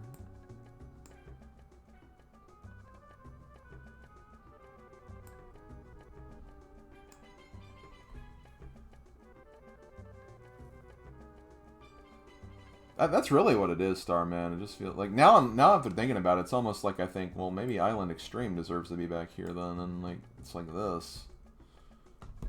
It's really hard. It's almost like ranking like lists of 100 items is like difficult or something. Okay, I'm gonna put these in order really quick. I don't know why Mario Golf got moved there, but I'll just have that at the end. So we did ultimately do this in order. Oh god, here was a game I absolutely hated. Galador. This is a platforming game too. I just did not like this one at all.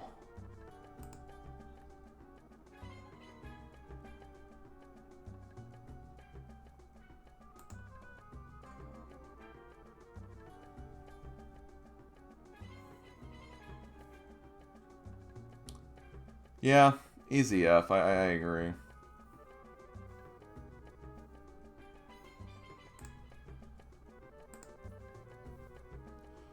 There were like some parts of like the platforming that were just broken, like beyond belief. It was, yeah, it was not a great experience.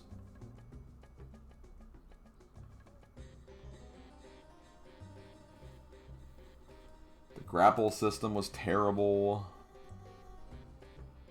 Gala what? Even lower than Spirit? I don't know if it was lower than Pet Resort.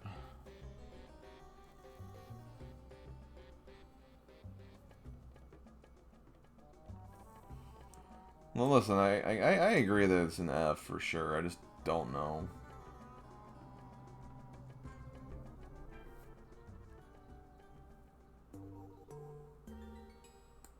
I'd say here, honestly. I felt like the same energy between Wild Thornberries, but like there was at least like more going on here. It was more ambitious of a game.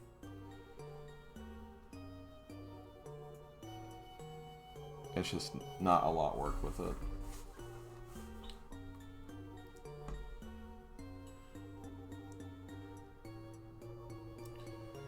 Okay, NFL Blitz.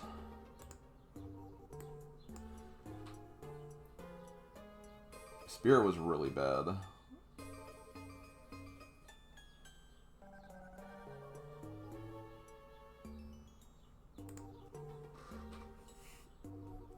Okay, yeah, I did actually have a B for this. A B for Blitz. I almost considered it put in an A, but it probably belongs here. Yeah, like I was saying earlier, this and FIFA are kind of the same vibe. I think Blitz was a little more fun to break, though. Yeah, GBA football should be done.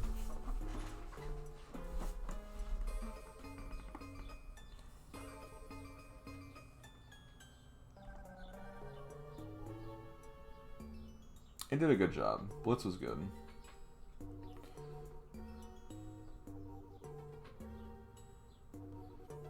It honestly felt pretty good, Odin. I don't know. Like, compared to Madden, it just felt a lot better. Madden just felt god-awful. Both versions I played.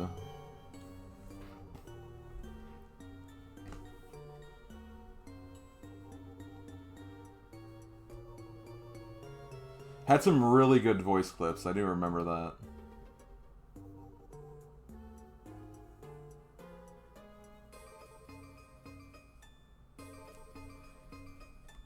Okay, next up we have Mega Man Battle Network, the first of many games, although we still only played one of them.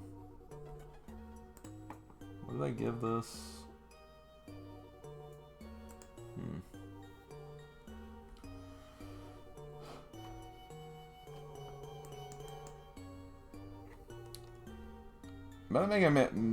Mega Man Battle Network deserves at least B tier. There's some days where I feel like it belongs in A, but then it's just like I did have a lot of problems with it. It was one of those games I really had to get used to.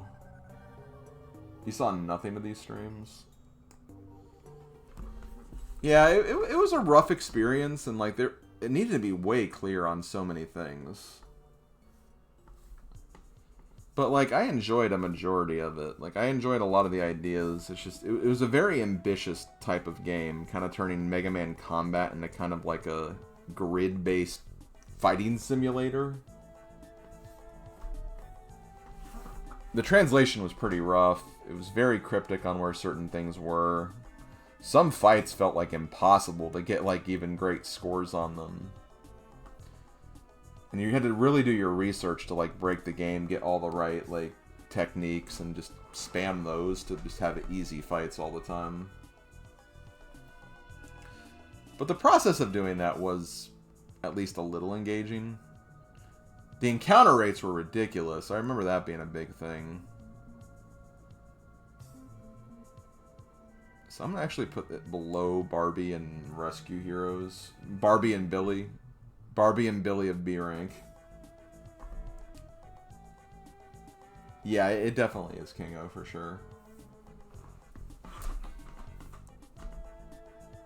I'll put it right here, just below Shining Soul.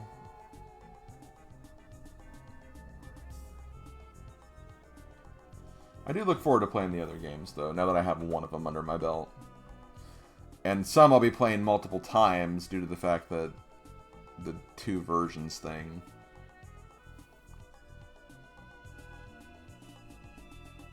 Oh god, we're almost done with the... We're almost at the last batch. Okay, Ty, the Tasmanian Tiger 2. What was the other name of this? Bush Rescue. Such a weird name. This game was fun. I kind of put it in the same vein as, like, Barbie and Billy. Maybe a little less. It was better than Jimmy Neutron, I think.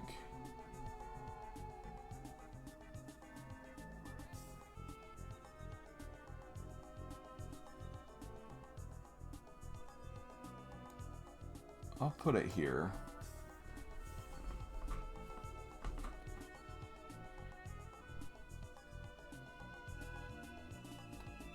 Boomerang sound effects out of 10, yeah. Exactly. Exactly, precisely.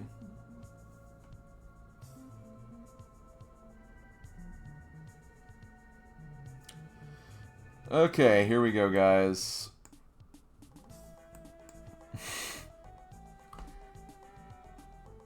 Nightfire was easily the most frustrating experience I've had in this challenge so far.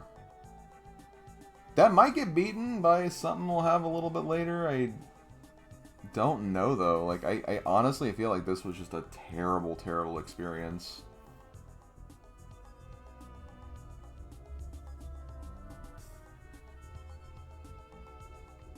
I'll turn up the music a little bit.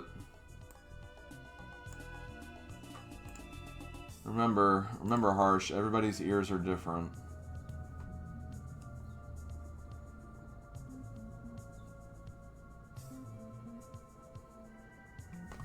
It looked bad, it was just very unforgiving. I mean, there's one level where it's like it starts with you getting shot at. And like you can just like lose automatically just from that. And it's just... We'll talk about it more when we get to it, briefly, I guess, but like... Medal of Honor, even though it wasn't a great game, it at least worked with being a FPS on the GBA. It took the limitations into account.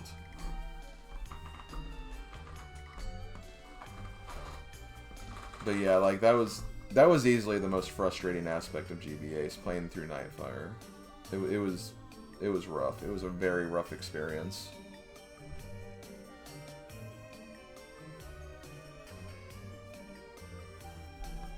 Okay, Denki blocks. Wasn't there a bad score? Oh yeah, you had to like beat the missions with a certain score, otherwise the game would not continue.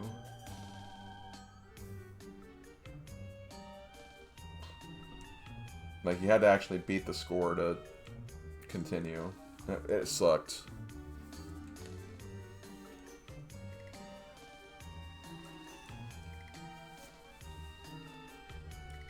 Medal of Honor didn't have to do that. Denki Blocks was one of those games where I wish I would have played it outside of the challenge to appreciate it more. Because I'm sure a lot of people just got kind of tired of this game, and I can understand why. It's definitely not super interesting. That's kind of the risk you take with puzzle games, honestly. So it was probably like a high D for you guys. I kind of see it more as a C type game.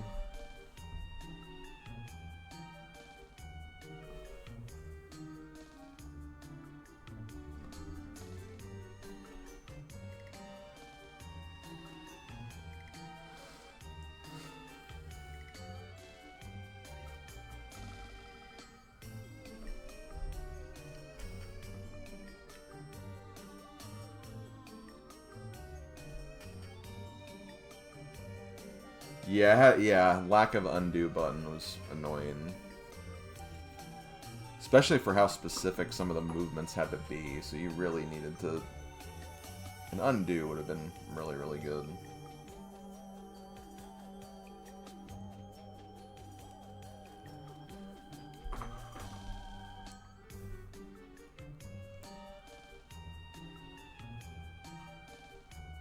I'll put it here, right above Rebel Star. Kind of had the same problem where it's like, generally I vibe with the game, it had a lot of issues though. Yeah, because we played that for 25 hours. A long time to be playing just one puzzle game.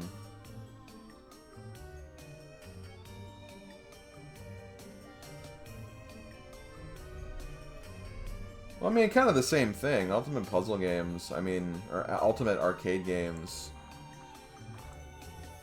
You know, it does... It's kind of one of those games that's just, it's not great for a challenge like this, but as far as a game by itself, it's mostly okay.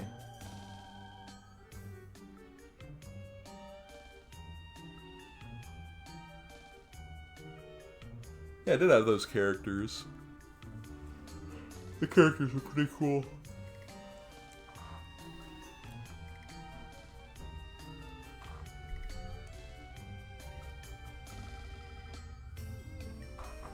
Okay, let me look at...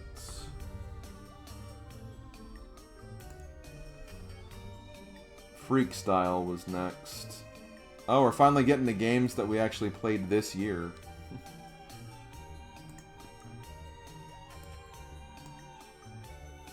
Or Freak Style.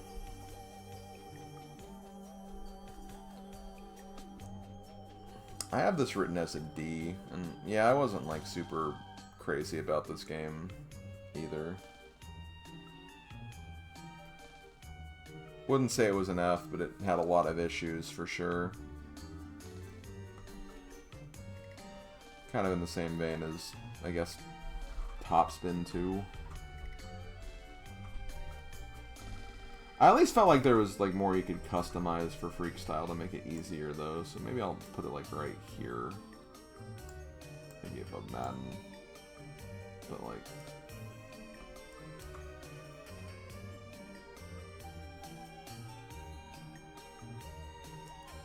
yeah, its sound quality was not good. I agree with that.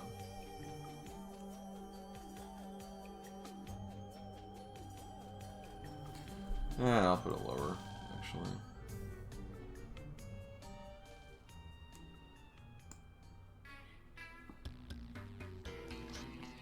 Definitely belongs in D, though. I don't know where, but yeah, somewhere in there anyway. I think I have a good way to figure out the actual ordering of this when we get done with this, actually.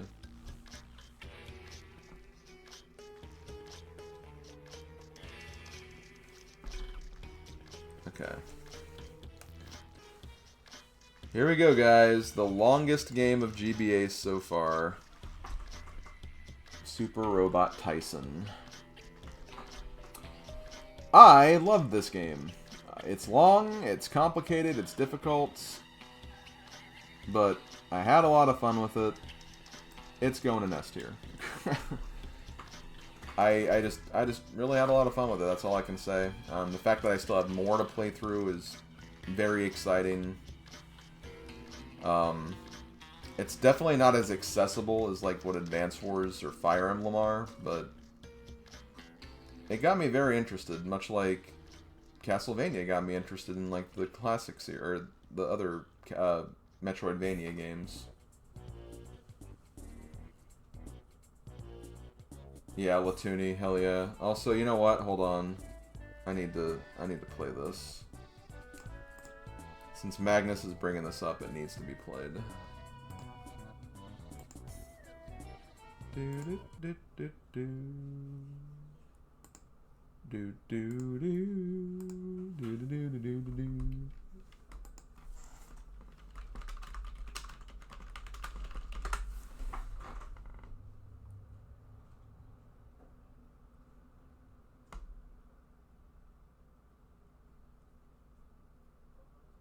trying to remember what the name of the song was that played.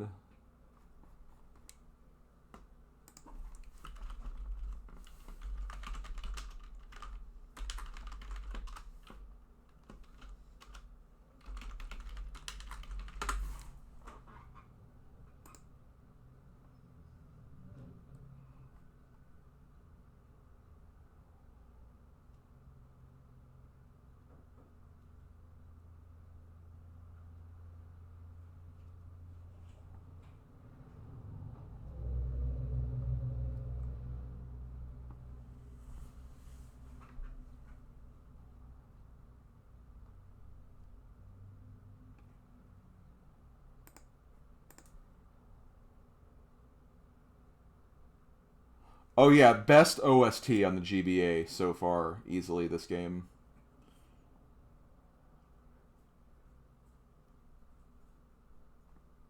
Damn it, I forget what the name of the song is. I know I can check.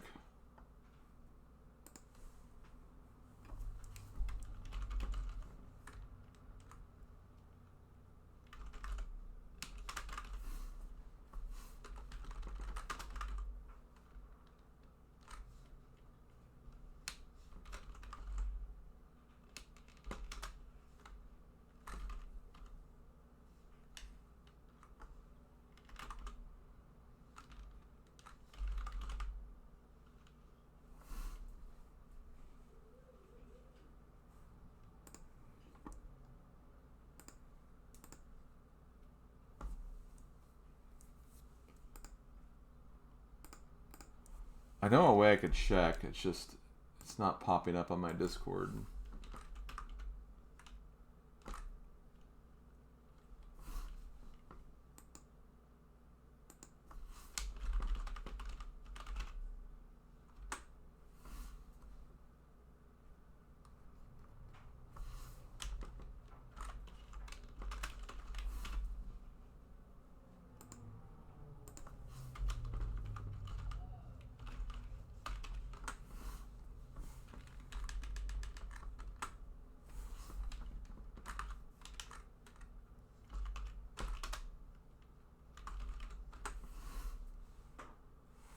Okay, no, I think I found it.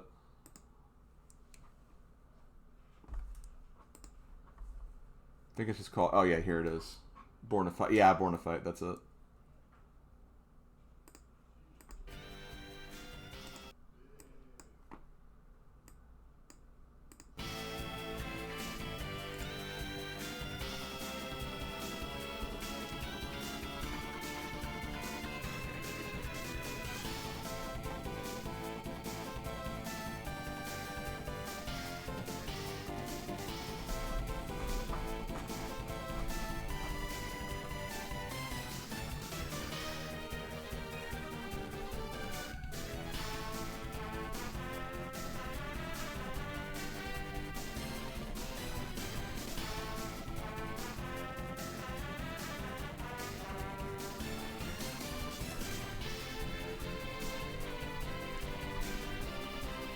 God, I love this part. I love that part of the song right there, that little riff there.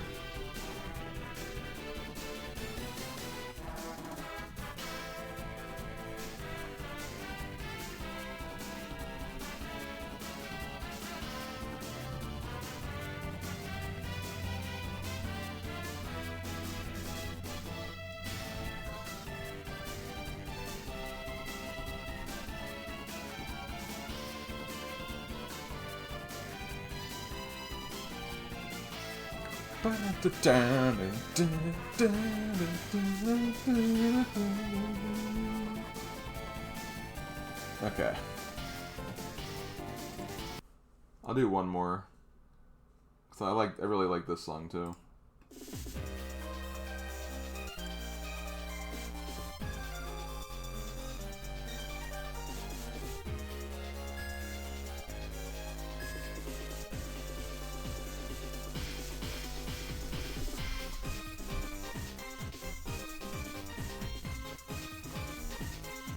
God, I'm looking at the emotes you guys are posting and like such a vibe with this. Yeah.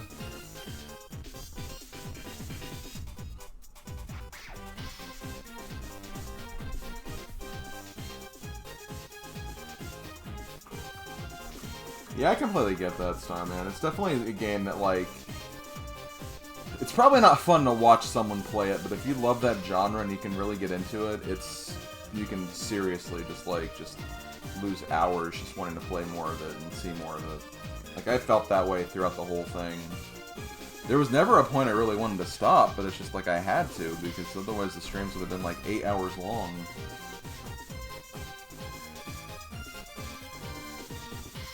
So, yeah.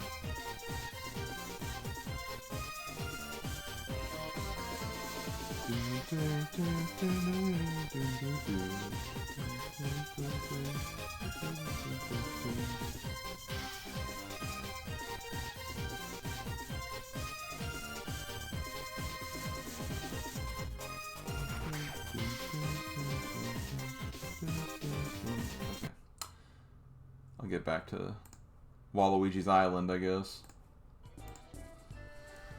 Okay, so yeah, you know, if I had to compare it with Castlevania, it's really hard to which game I'd pick here. I feel like, overall, like, I vibe more with Robot Tyson, but I do think Castlevania is, like, overall quality just barely beats it out, just because I feel like it'd be more accessible than what Robot Tyson would be.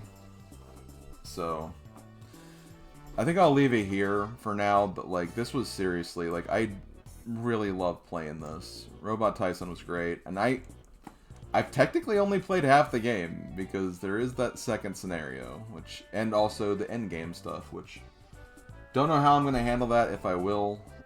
Much like Kingdom Hearts Chain of Memories, that's just going to largely depend on how I'm feeling, but I'm really, really, really satisfied with how that game went, or that playthrough went. Which brings us to Shrek. F. No, okay, maybe not F, but, like, Shrek Castle at the Castle, I didn't really enjoy that much, to be honest with you. It just didn't really have a lot going for it. I have it as a C on my list, but honestly, I think it's more of a D game, if I'm being real.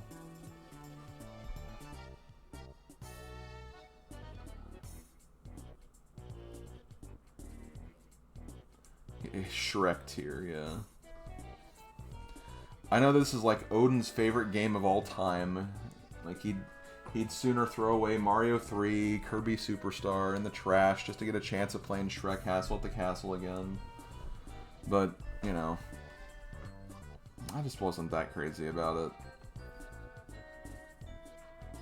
It also just had a very weird movie progression where I feel like you rescue Fiona and then, like, the game, it has like 2 stages and it's over.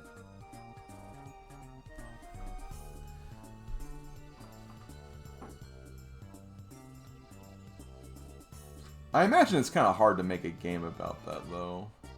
But, like, I feel like I've seen some Shrek games.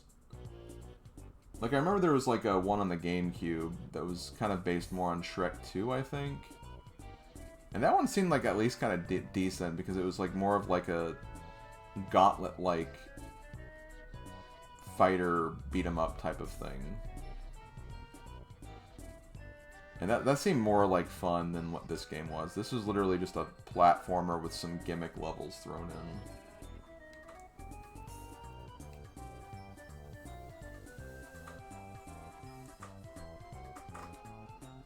So yeah, I think D is fine for what it is. As far as where it goes...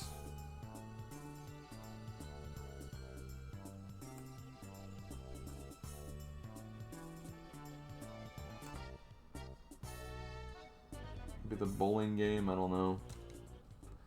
Shrek Super Slam was also like... Power Stone 2 meets PlayStation All-Stars Battle Royale. Got it.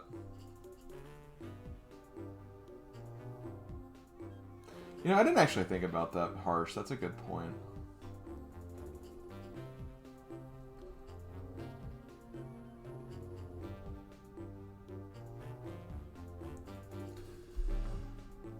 Okay, Medal of Honor.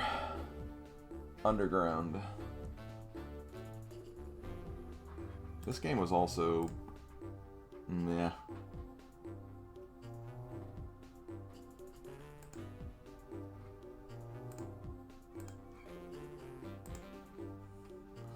But hey, you know one thing this game was? It was better than Nightfire. I'd at least put this in D though, but yeah, probably not very high. It looked really bad. It just had the convenience of at least controlling decently well for a FPS on GBA. But I mean, if you're going to play a FPS on the GBA, play either Doom or Duke Nukem. You'll have a better experience playing either of those games. So it's like, yeah, why would you play this for anything else, really? Maybe they had a freak style, but... Okay. Let's move on to Dora. Dora deserves at least a C. Maybe a high C. Maybe right there.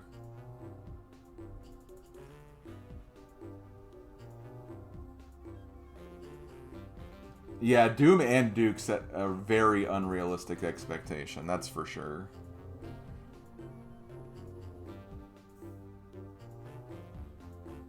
Didn't I give it a B? It says I have a C on my document here.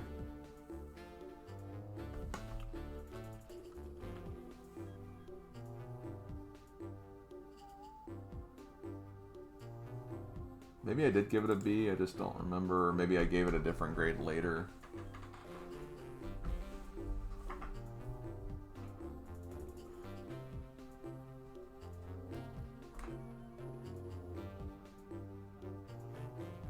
I think I considered giving it a B, but then I looked at like games like Jimmy Neutron and thought like, I don't think it belongs there. Baby's first DKC, just, yeah, I'd say that's a good way to put it. Very easy game, yeah. Oh, Legends of Wrestling 2. I think I had a hard time deciding whether I liked this more than the other wrestling game. Where is it? Warzone.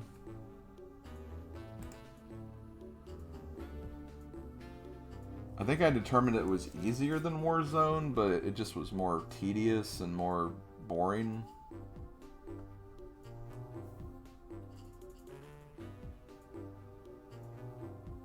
All the tools were blue except for the flashlight, which was red, yeah.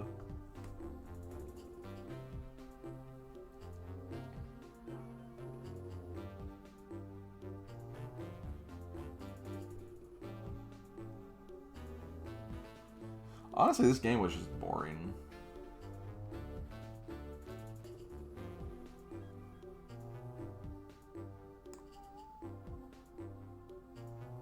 Yeah, I'd say right there. I mean, it's pretty close to where this was. I think I did give, yeah, I did give it an F, so, yeah.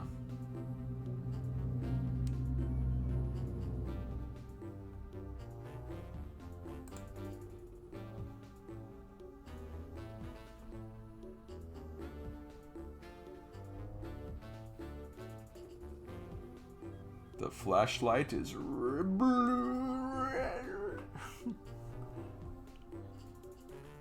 Jim Carrey would have made I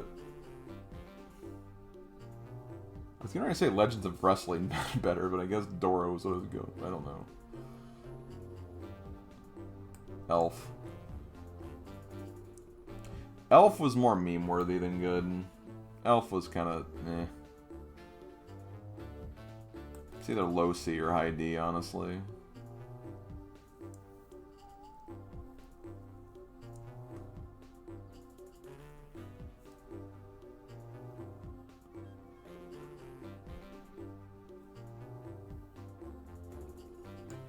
Maybe there, C.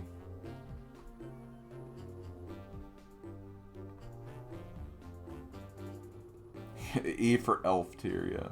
I don't know if I'd have it that low. I mean, it was at least playable, I guess.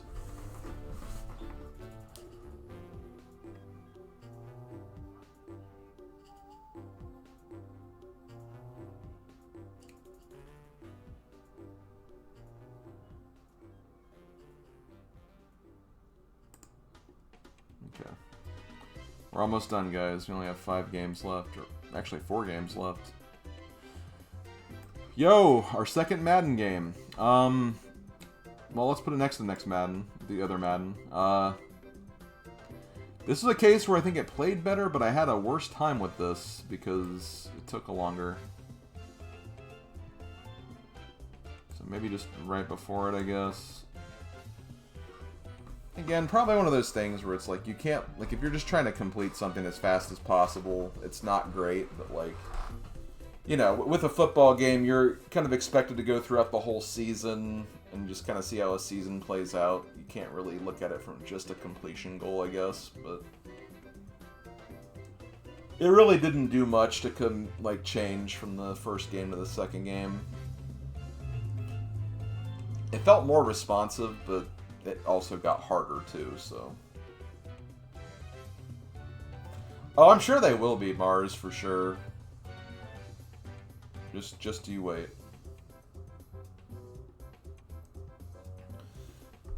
Okay. Matchbox. Matchbox was kind of another D game, from what I remember. Which I know was just a few days ago, but... yeah, it was pretty unremarkable.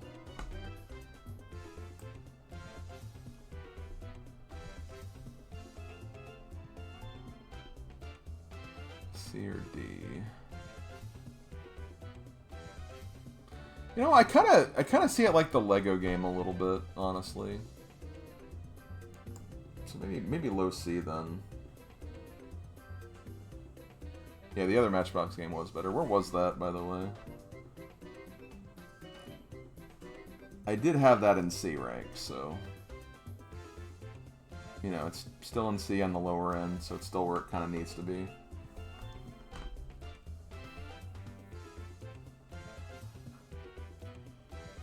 What I'm going to do after, once I have all the games ranked, I think that'll help kind of solidify where these go more, but we'll get to that when we get to that.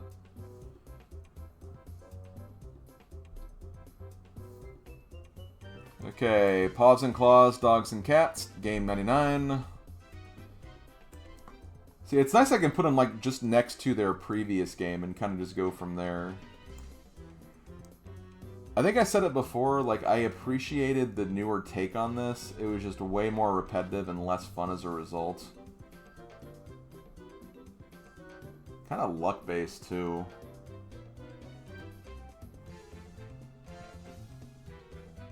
Does that make it better, though? I feel like I'd sooner still play this again over this one, though.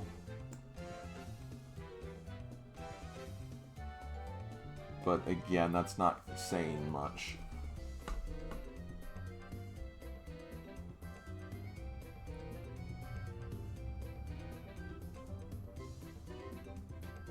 Yeah, I know. It came a long, short way, I guess you could say. Okay, Mario Golf Advance Tour. This at least goes an A. What did I give it? Yeah, I gave it an A on the sheet. This is so weird. Okay, so I have... well, okay, no, that's not a good comparison.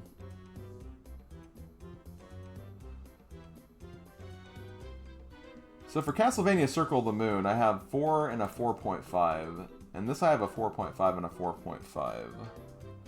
Yet Castlevania is ranked higher. It just kind of depends on when I do this, I guess. I still think it's an A, honestly.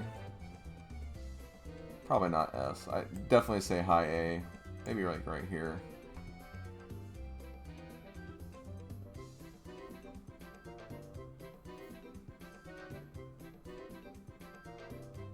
Yeah, the cat tier.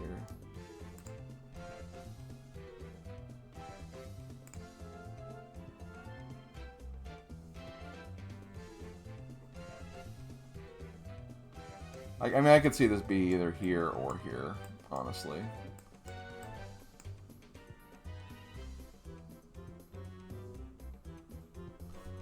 Okay, well, guys, we have it. We have the 50 games from the second 50 up on here. There were less A's this time.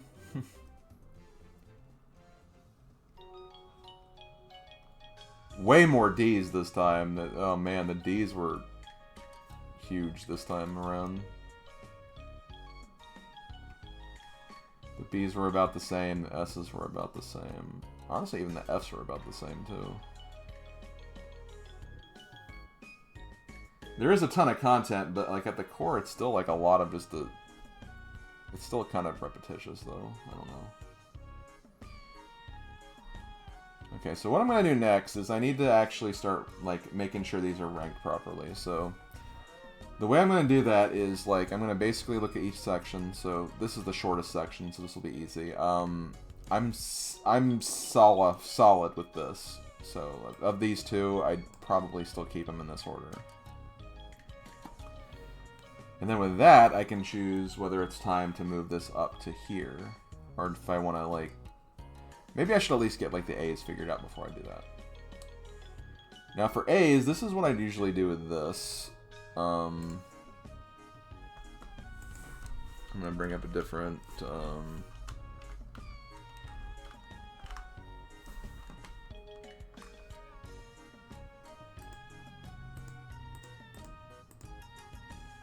is it? There it is. No, my bias sorter website. I can't use it anymore. Well, never mind.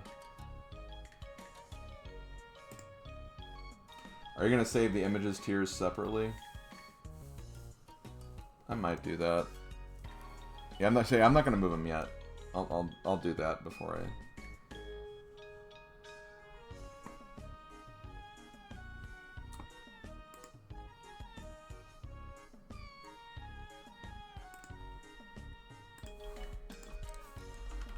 Bias. Yeah, the site can't be reached anymore.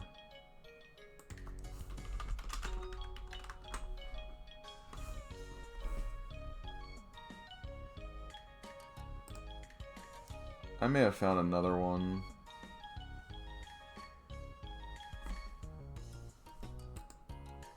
Yeah, I think you were the one that gave me that link to begin with, Kingo. You may have been.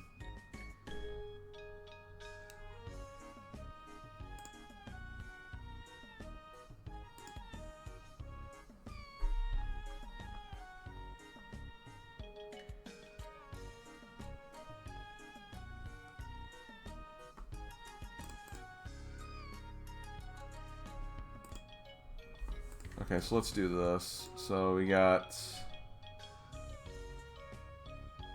I'm going to take this off for a second. I will show this on screen for you guys when I get there.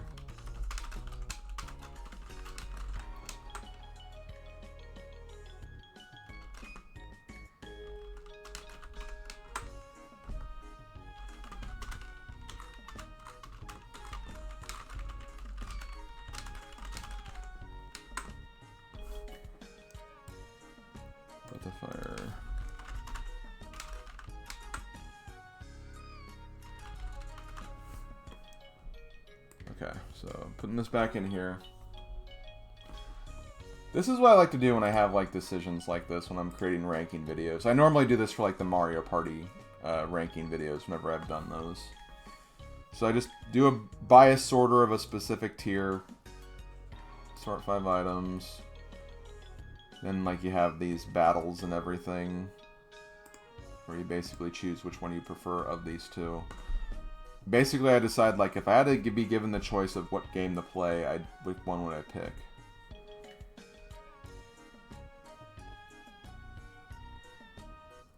Probably Advanced Tour. Between these two. Still Advanced Tour. Still Advanced Tour. Still Advanced Tour. Okay, between Saberwolf and Kirby. Probably leaning more towards Saberwolf. Between these two.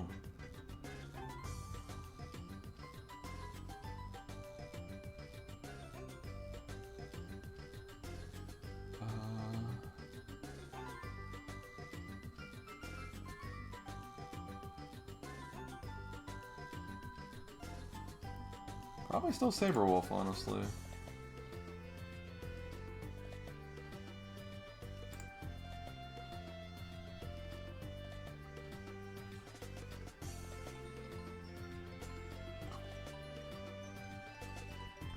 I'm actually tempted to say Breath of Fire in this case.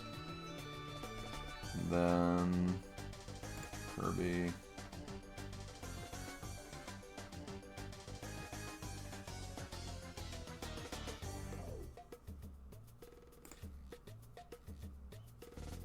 So then that's kind of how the ranking would go. So Mario Golf, Saber Wolf, Breath of Fire, Kirby, Bookworm. Which, okay. So swap those two, basically. It's going to get a little more interesting for the rest of them when there's more, because 5's not really that hard to simplify.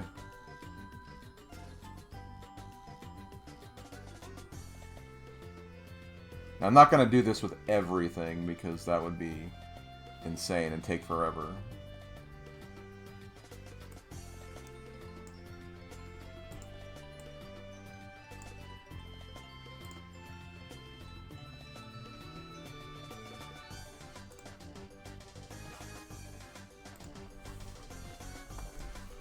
Okay, next up we have Billy Blazes, Barbie, Shining Soul,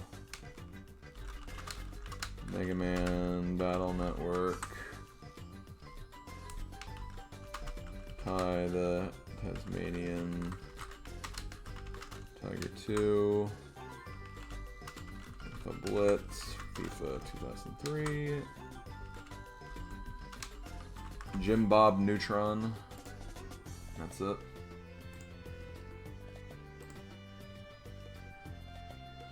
God, that would...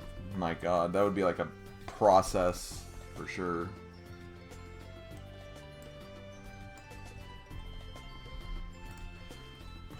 Okay.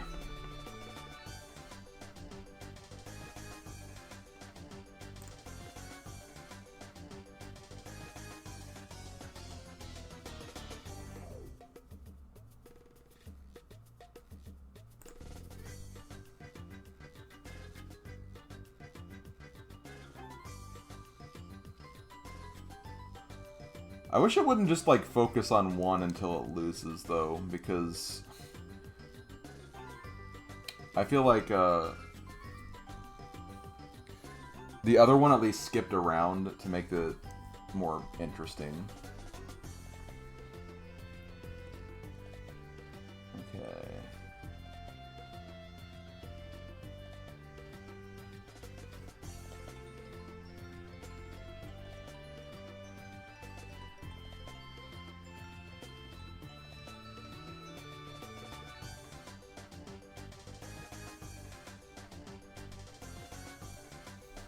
I'm honestly having a hard time deciding this one, because while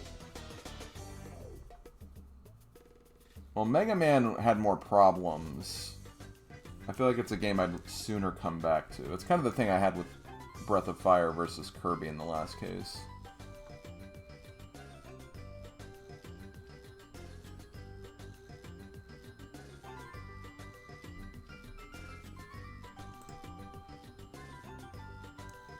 I'll go Mega Man there, actually.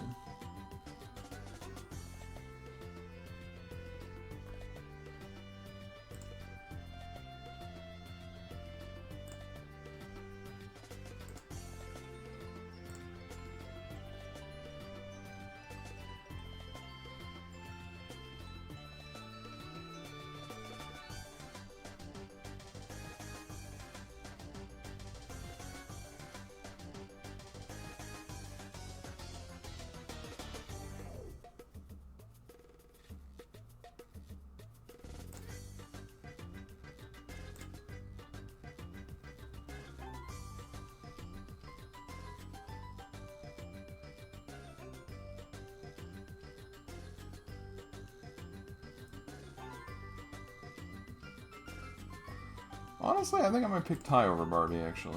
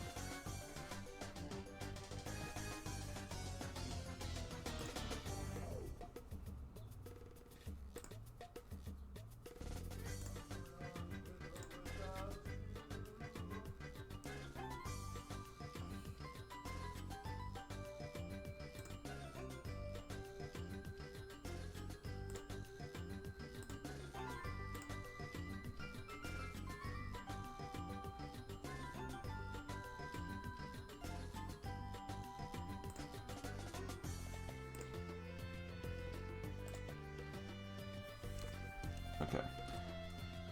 So even though like this is the ranking here, I'm actually getting kind of a different idea of how to rank this. So I think what I'm gonna do, I think Mega Man is actually gonna be the top one of B rank. And I think Shining Soul, I'm kind of feeling a little bit different about Shining Soul, so I put that here. And then I do think Ty is better than Barbie.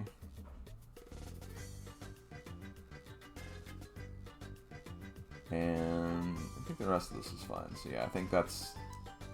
So see, even when I'm doing this bias order, sometimes like during it, I even have like second thoughts too. And sometimes it's good to just kind of just very quickly go over those thoughts and retool them. So I feel like more secure about this now. And yeah, I think I'm naturally just gonna have like better feelings about some of the longer games just because, you know, I did them for longer essentially. So I think that's more than fair. Okay, this is probably going to be the longest... Well, no, there are more D games, that's right.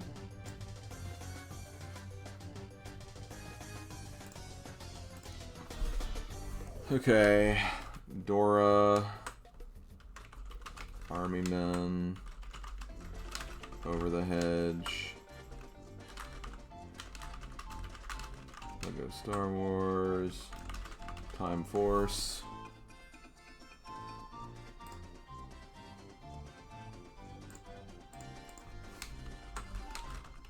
Gumby, Charlie and Chocolate Factory,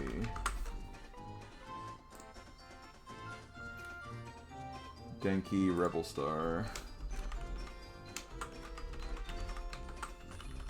Ultimate Arcade Games,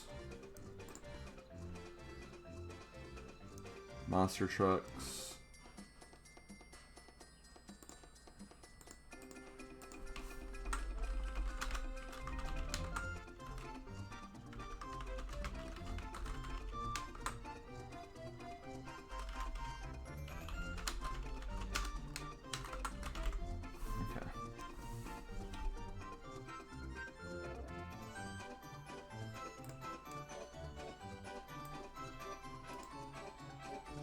B is one game bigger.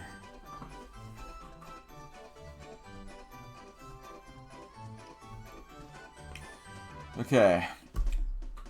Dora versus Army Men. Dora. Over the Hedge versus Dora. Dora. Dora versus Star Wars. Dora. Dora versus Time Force. Dora. Dora.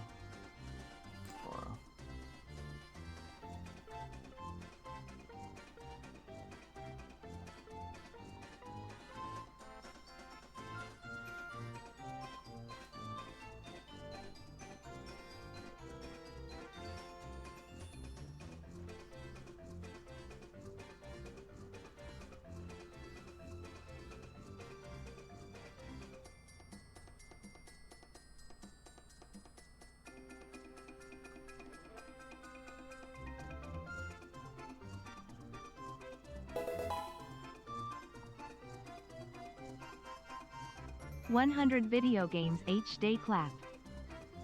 Indeed.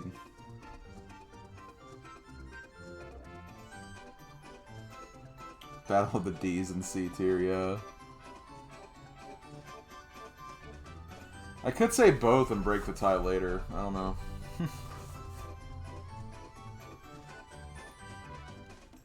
I don't know how that affects the rest of it, though.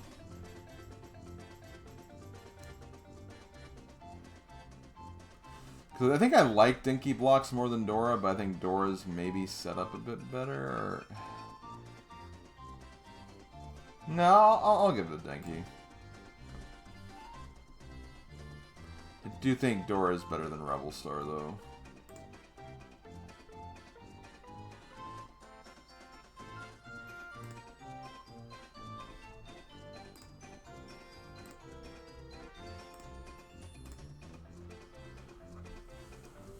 So Denki might get a bit of a boost. Over the Hedge versus Army Men.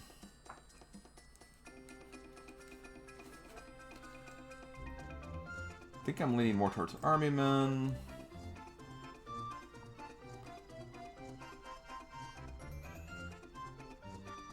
Army Men. Army Men. Army Men. Army Men. Danky.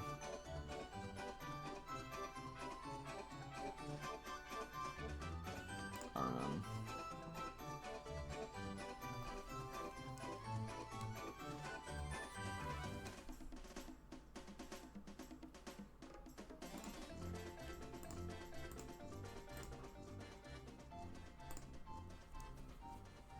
Okay. Over the hedge.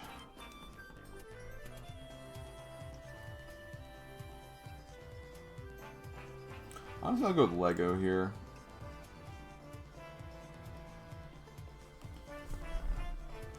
Type Force!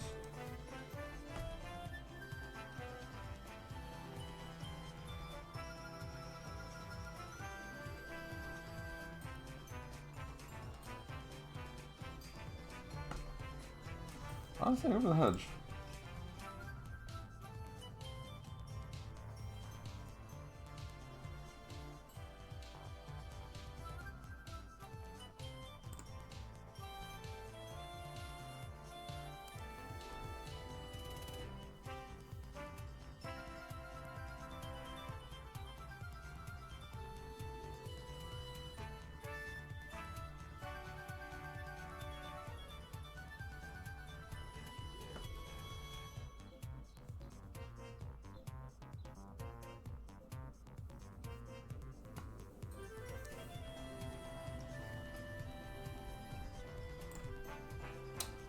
Yeah, I picked Charlie for that one.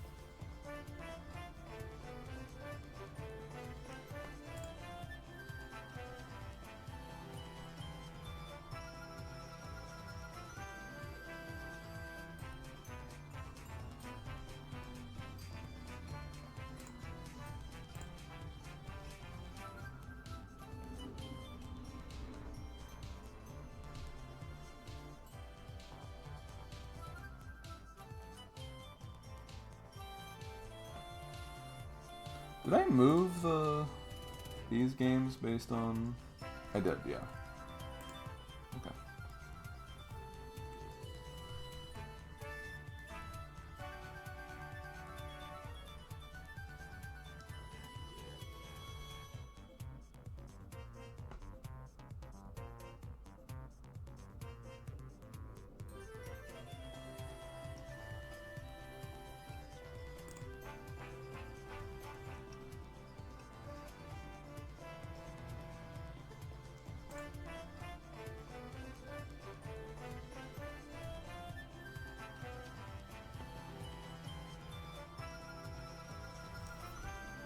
Honestly,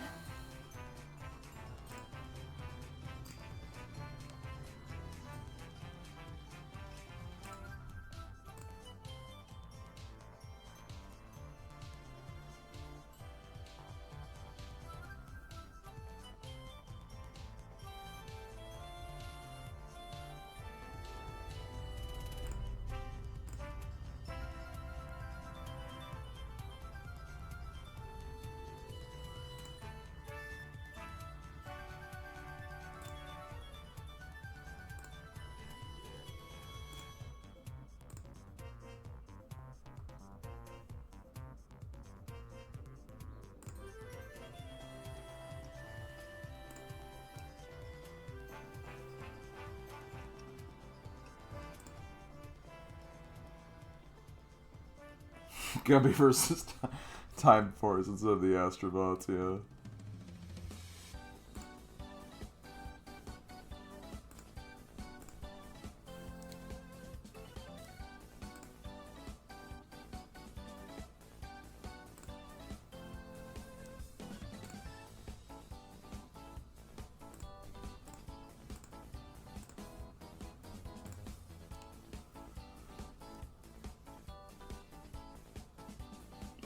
I'm actually gonna go for arcade games here.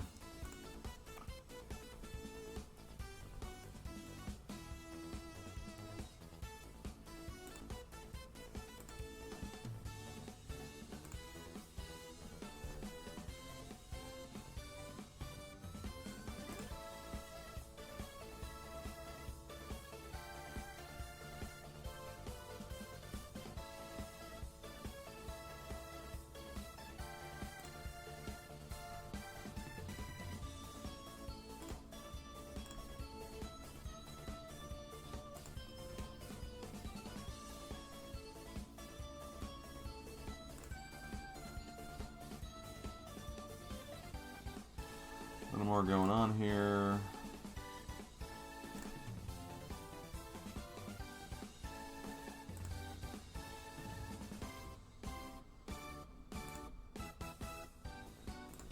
Okay. So yeah, this shifted a bit, actually.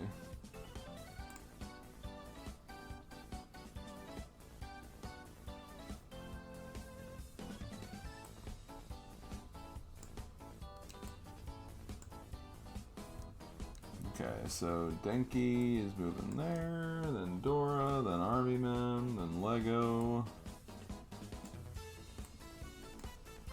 Over the hedge, then Matchbox, actually.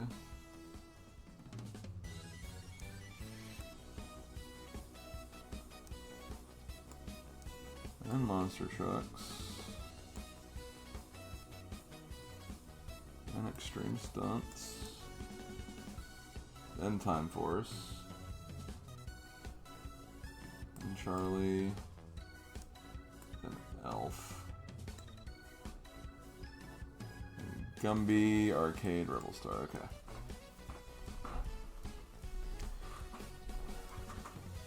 Now this is the long one. I might run to the bathroom really quick too, because I really gotta go. But I'll be right back.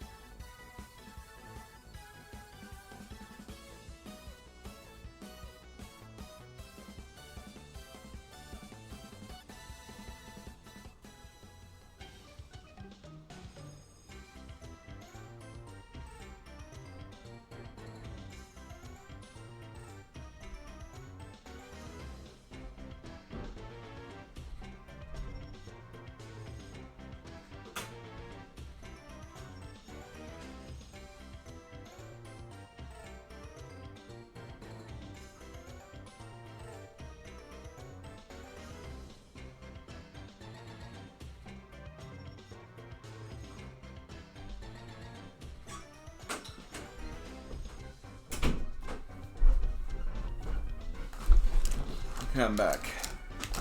Also want to check something else.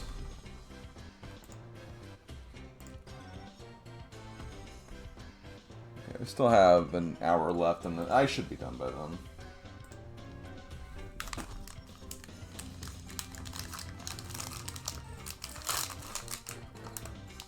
With Dora sitting on top of everyone else.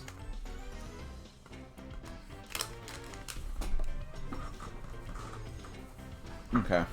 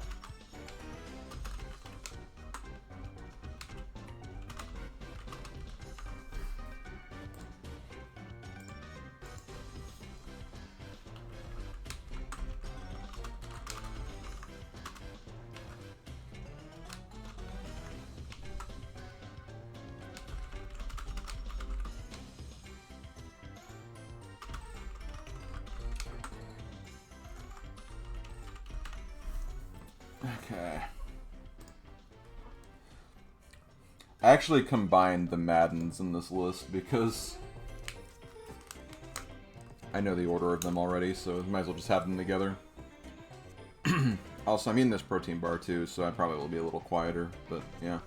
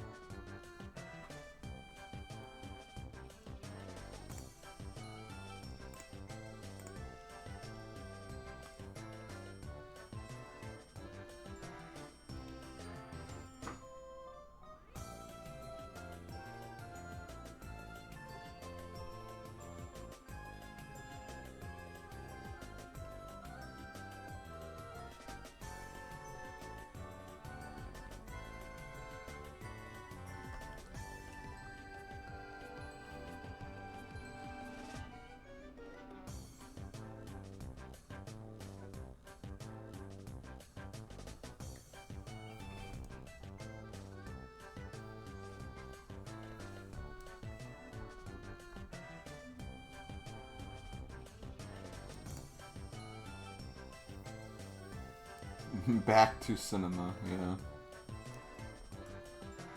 Back to stonema. Nah.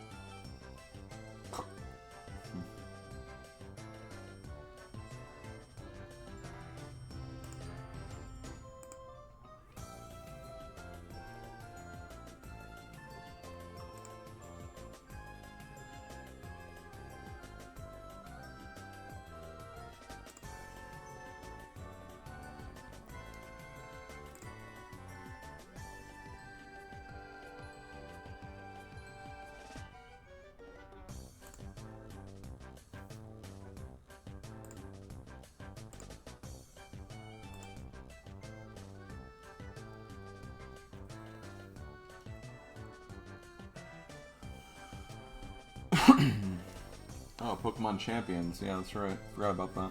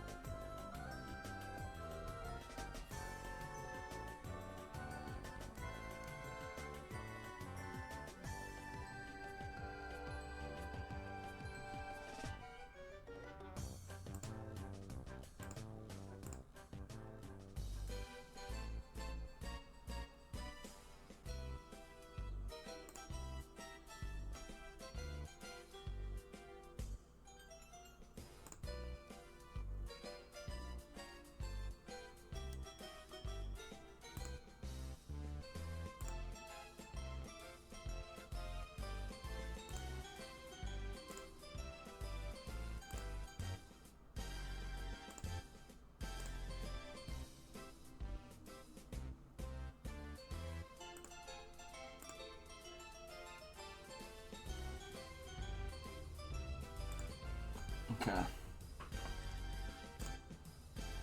No.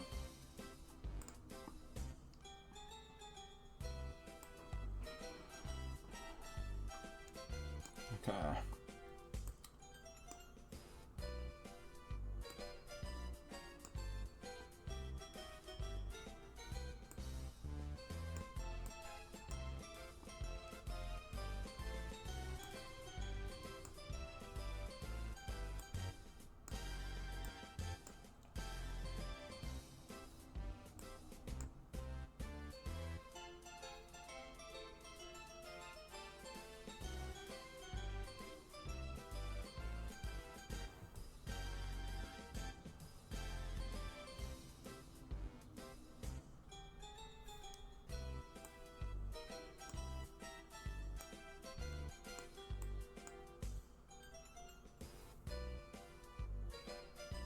Okay.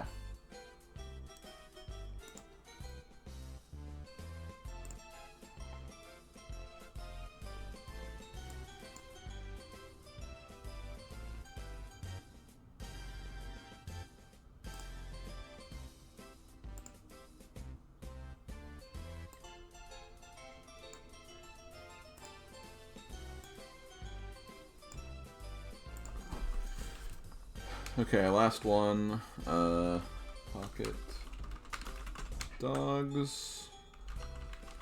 Legends of Wrestling 2. Galador. Wild Thornberries. Spirits and Nightfire.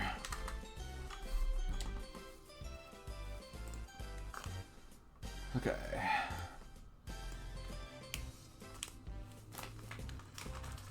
I can go over my thinking for that a little bit later, but let me just do this really quick.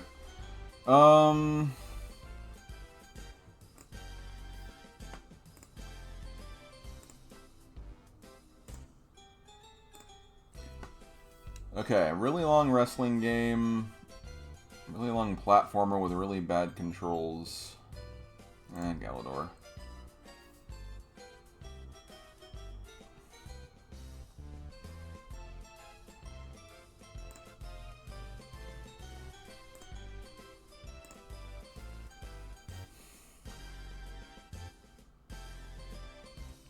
I'm gonna go Galador here just for the variety.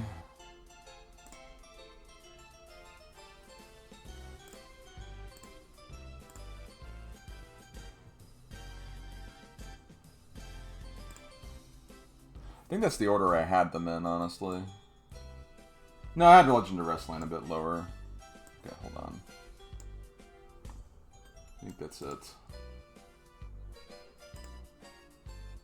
Okay. There we go. Okay, we have...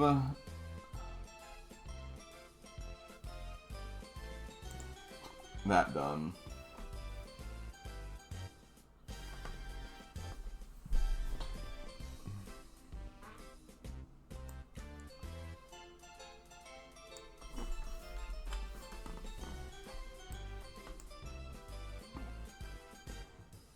I'm going to do this. I'm going to take a screenshot of this. Let me just make sure. Is there anything I feel like could belong in the previous row? Not necessarily.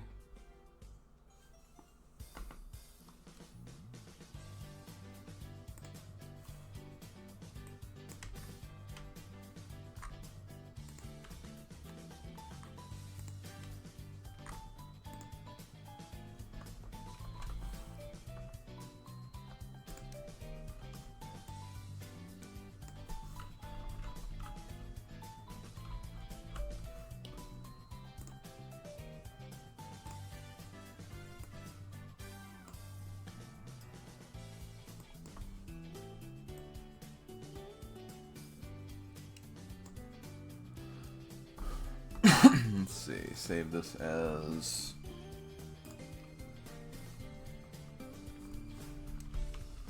GBA tier list 2, save. Now, I have to actually combine them. This is where this will get really tricky. Okay, so basically what I'm going to do here is I'm just going to have to go one by one, see where I think it kind of fits in, I guess, and then just take it from there. And once I have it placed and it can't move farther, that's where it's going to be. Okay, so Nightfire. Is it truly worse than Pet Resort?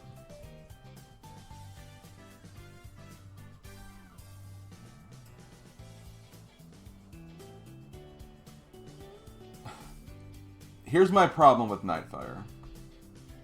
Yeah, we're getting... This is the final stretch cast. It's going to be done soon. Anyway, as I was saying, here's my problem with Nightfire. It's something that could have worked. But for some reason, they just made really horrific decisions. It made this seriously one of the worst, like, most frustrating experiences of the whole challenge. I think it earns it. I think it earns the bottom of the barrel, honestly. I mean, this was boring, but, like, that's the thing. It was boring. It wasn't infuriating. It was just boring. Yeah. Okay. So that's going to lock itself as the worst game. So, I think you guys can see the top of my screen. Okay, yeah.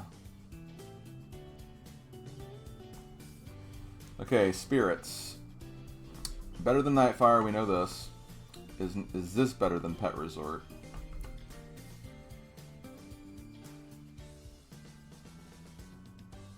It's a lot shorter than Pet Resort, that's for sure, but...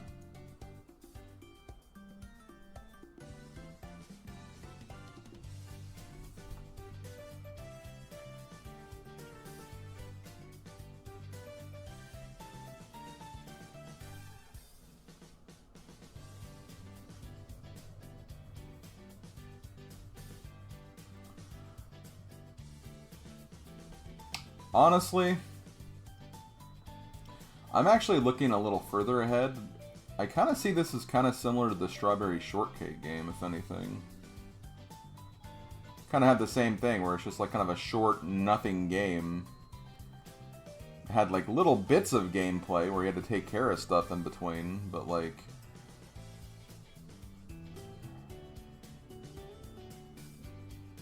it at least had a goal.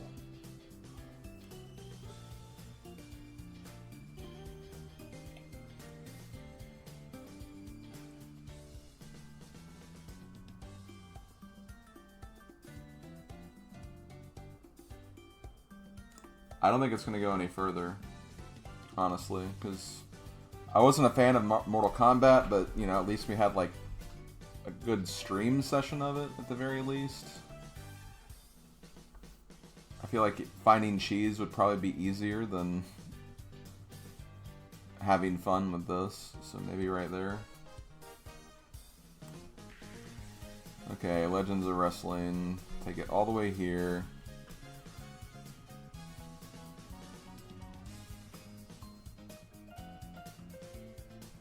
Jump kick simulator, yeah.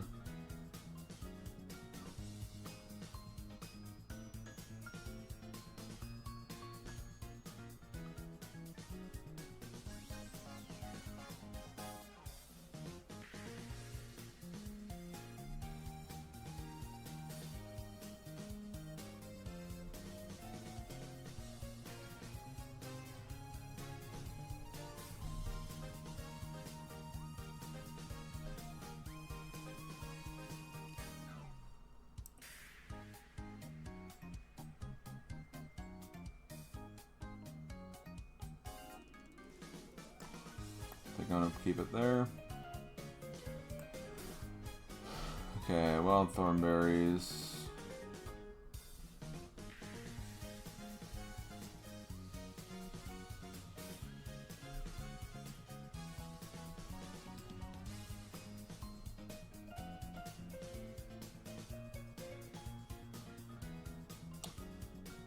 Right here. Galador.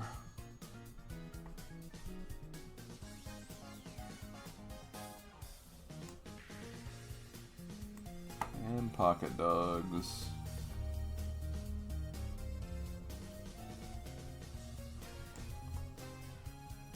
Okay. Moving on up.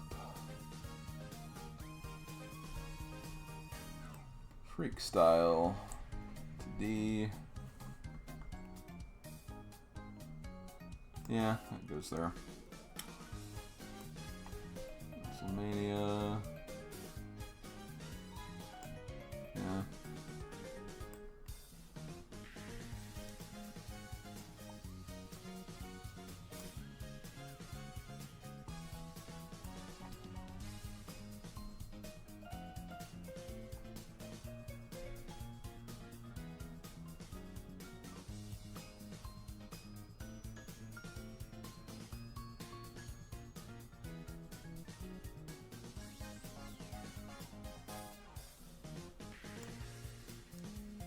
Oh yeah, for sure will.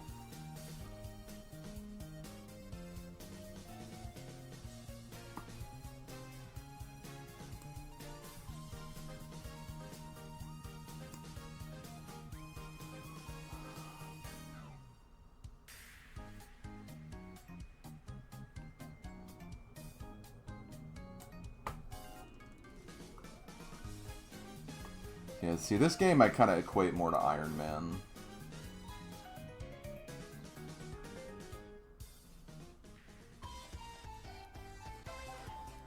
I'm gonna say Iron Man still beats it though. Back to stone.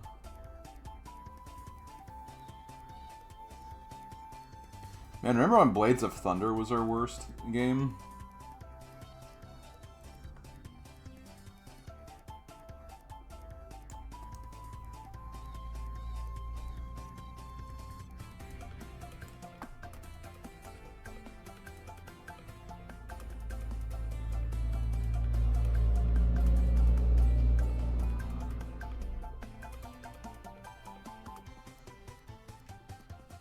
Iron Man and Shrek having something in common, yeah.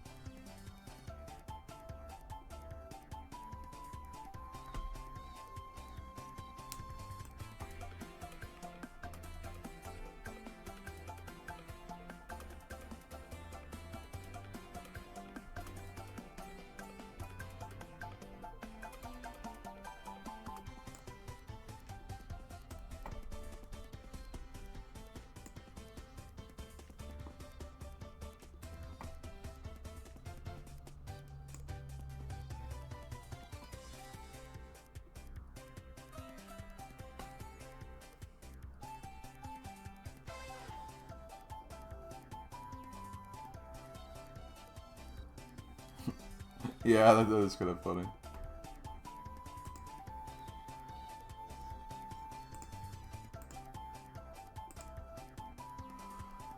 Okay. Moving on to the seas.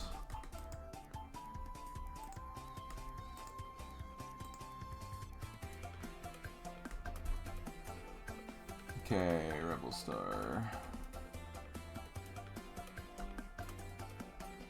I'm gonna jump ahead, think about Dungeons and Dragons, kind of the same kind of idea. Game I went into knowing nothing about, I had to kind of learn as I go. And if anything, I do feel at least Rebel Star had a better system there, so I think that is actually better. Don't know if I'd put it over Matchbox, though. Although we have to be careful now, because this is where it gets kind of difficult, because we actually have a Matchbox game. It's actually pretty far in, so does that mean all of them just... I guess that means all of them just kind of fit in right there, then.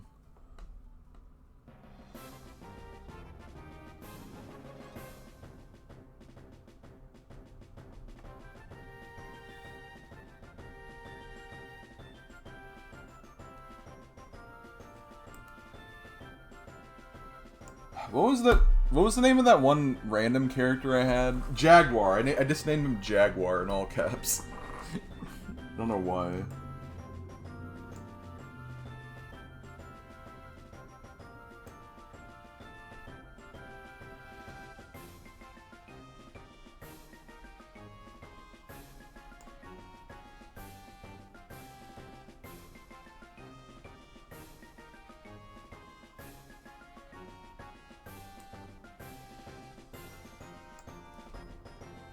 The Sega Jaguar.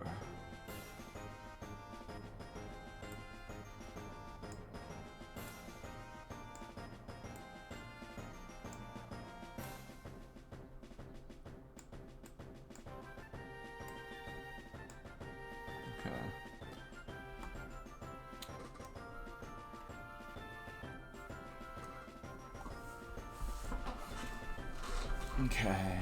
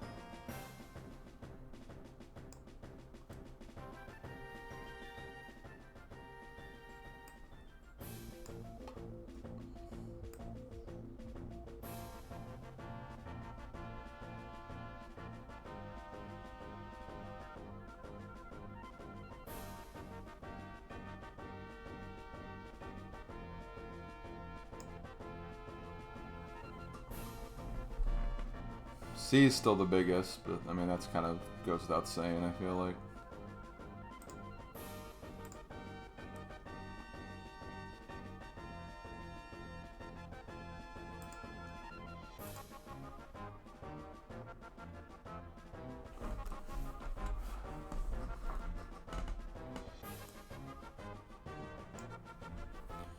Okay, Jimmy.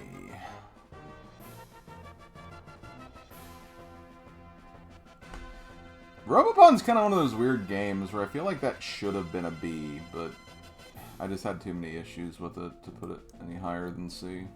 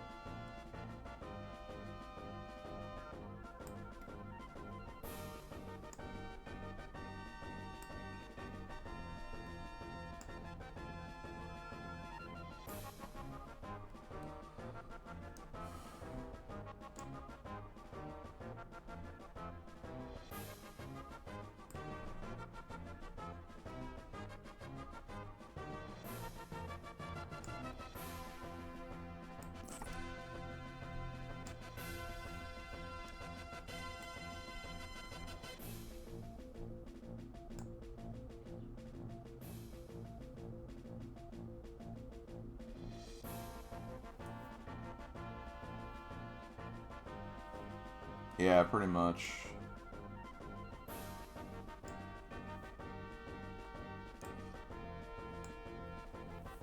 I think Tack was really good, so I'll give Tack some slack. Okay, we're almost done, guys. Just got 2 more tiers to work through.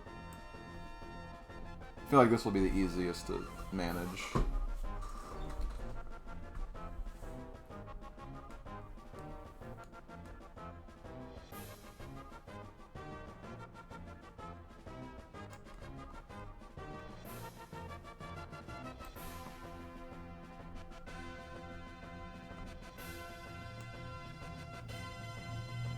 Slack, yeah.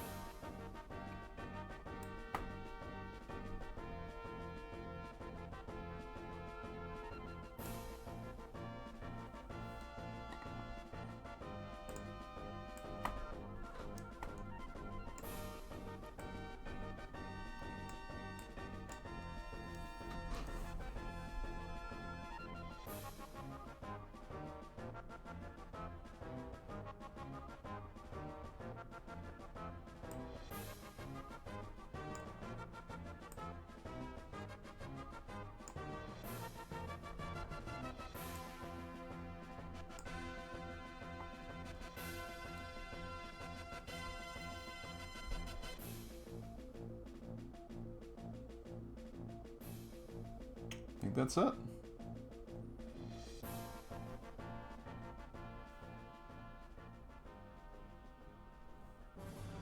I know. It lasted there for a long time. Well, I don't know about that yet. Let me still look at this again. I think the novelty of this being a new experience is still kind of winning out a little bit. So it's hard to say. And honestly, I like Advance Wars 2 more than 1. So Advance Wars 2 could probably still overtake it.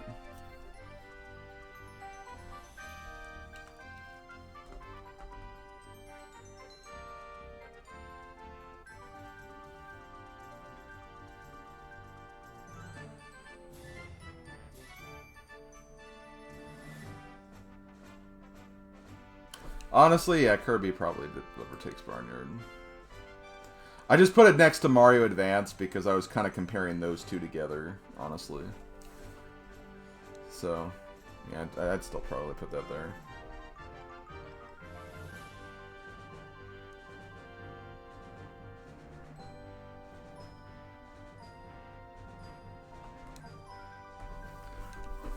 And honestly, I might be looking at rose-tinted glasses with Mario Golf. Kingdom Hearts still might be a little further ahead.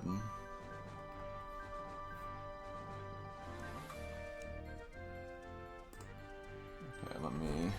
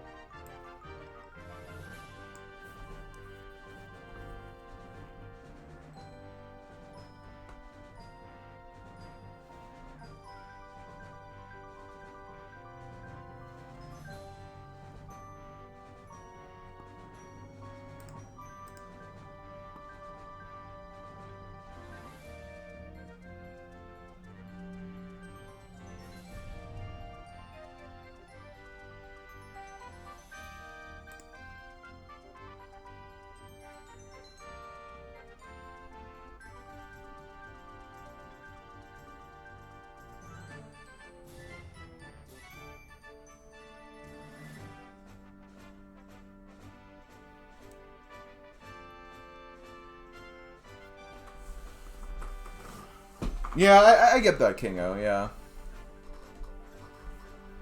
I can totally understand that.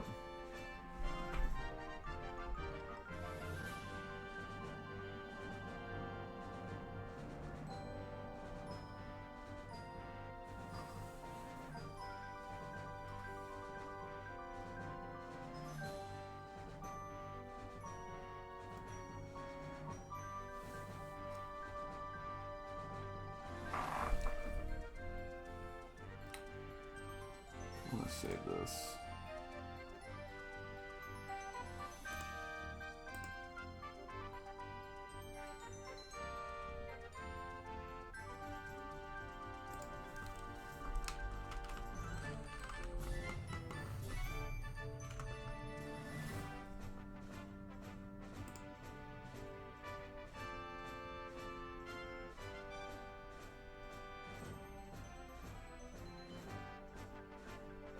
Okay, I think I have it saved.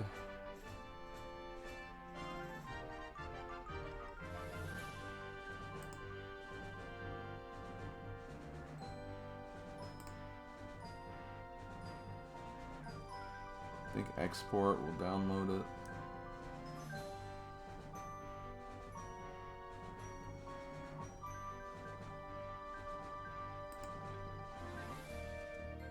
Should download it. I don't know why it's not, but...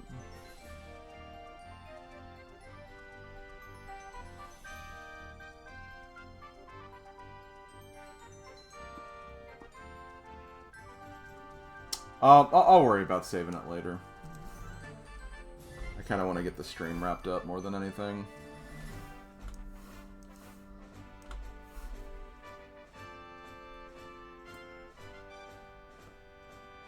There we go.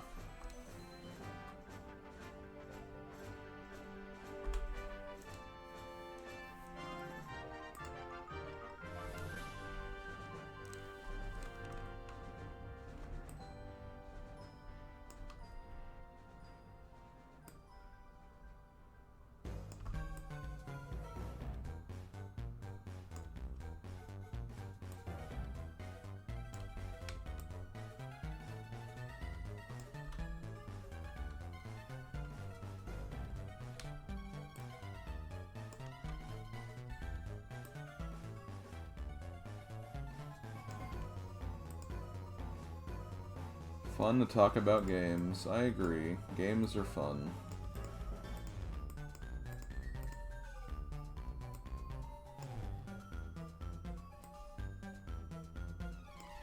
Oh wow, in this image it's by itself, Nightfire. I just realized.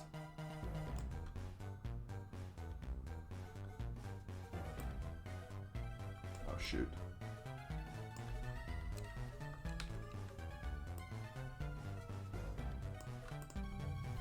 There we go.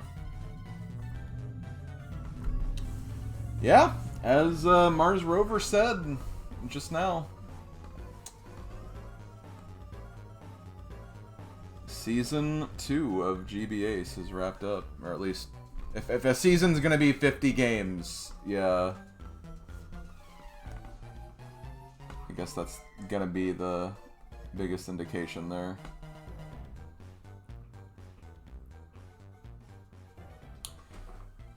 Okay, guys. Well, let's get ready to close this out here. Sorry, Goomba's Greedy Gala. Not really a huge fan of your board, anyway. Wrong. Here we go. Okay, guys. Well, I'm gonna bring up the. I'll save the tier list image on social media, and then also my Discord server if you want to look at it later. But yeah, that's going to do it for this. I want to thank you guys for coming out and watching this, hanging out while I sorted this stuff. I know it's going to be probably even harder the more games we add. I mean, it was kind of like I was just placing stuff in there at the end because, I mean, we have 100 items on that list now. So ranking this is going to be no easy feat. And it's something I'm going to be likely changing my mind on. Every now and then anyway, but you know, I think it's important that we keep this list ongoing just so we have something to compare it to, and then You know, by the end we could have something very, very special. A definitive list of all 900 plus games ranked. So, should be interesting.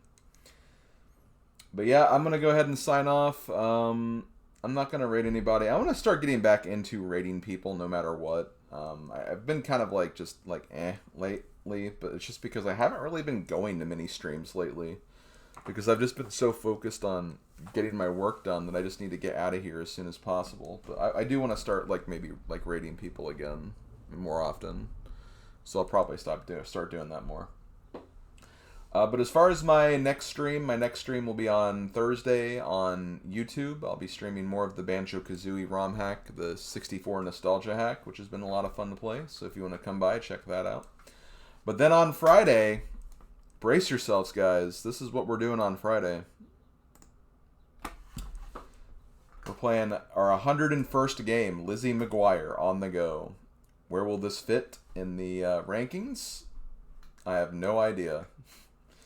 But, yep, we're starting the third 50 group of games, with this game being the pioneer, I guess, to this list. So, yeah. Come check it out if you're interested. I'll be going live at Friday at 2 p.m. Eastern. And then,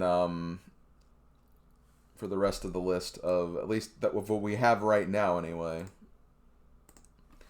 these are the games you can expect to be in our near future. So, let's hope that they are not bad ones.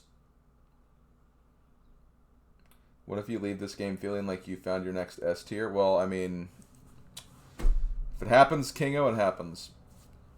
That's all I can say.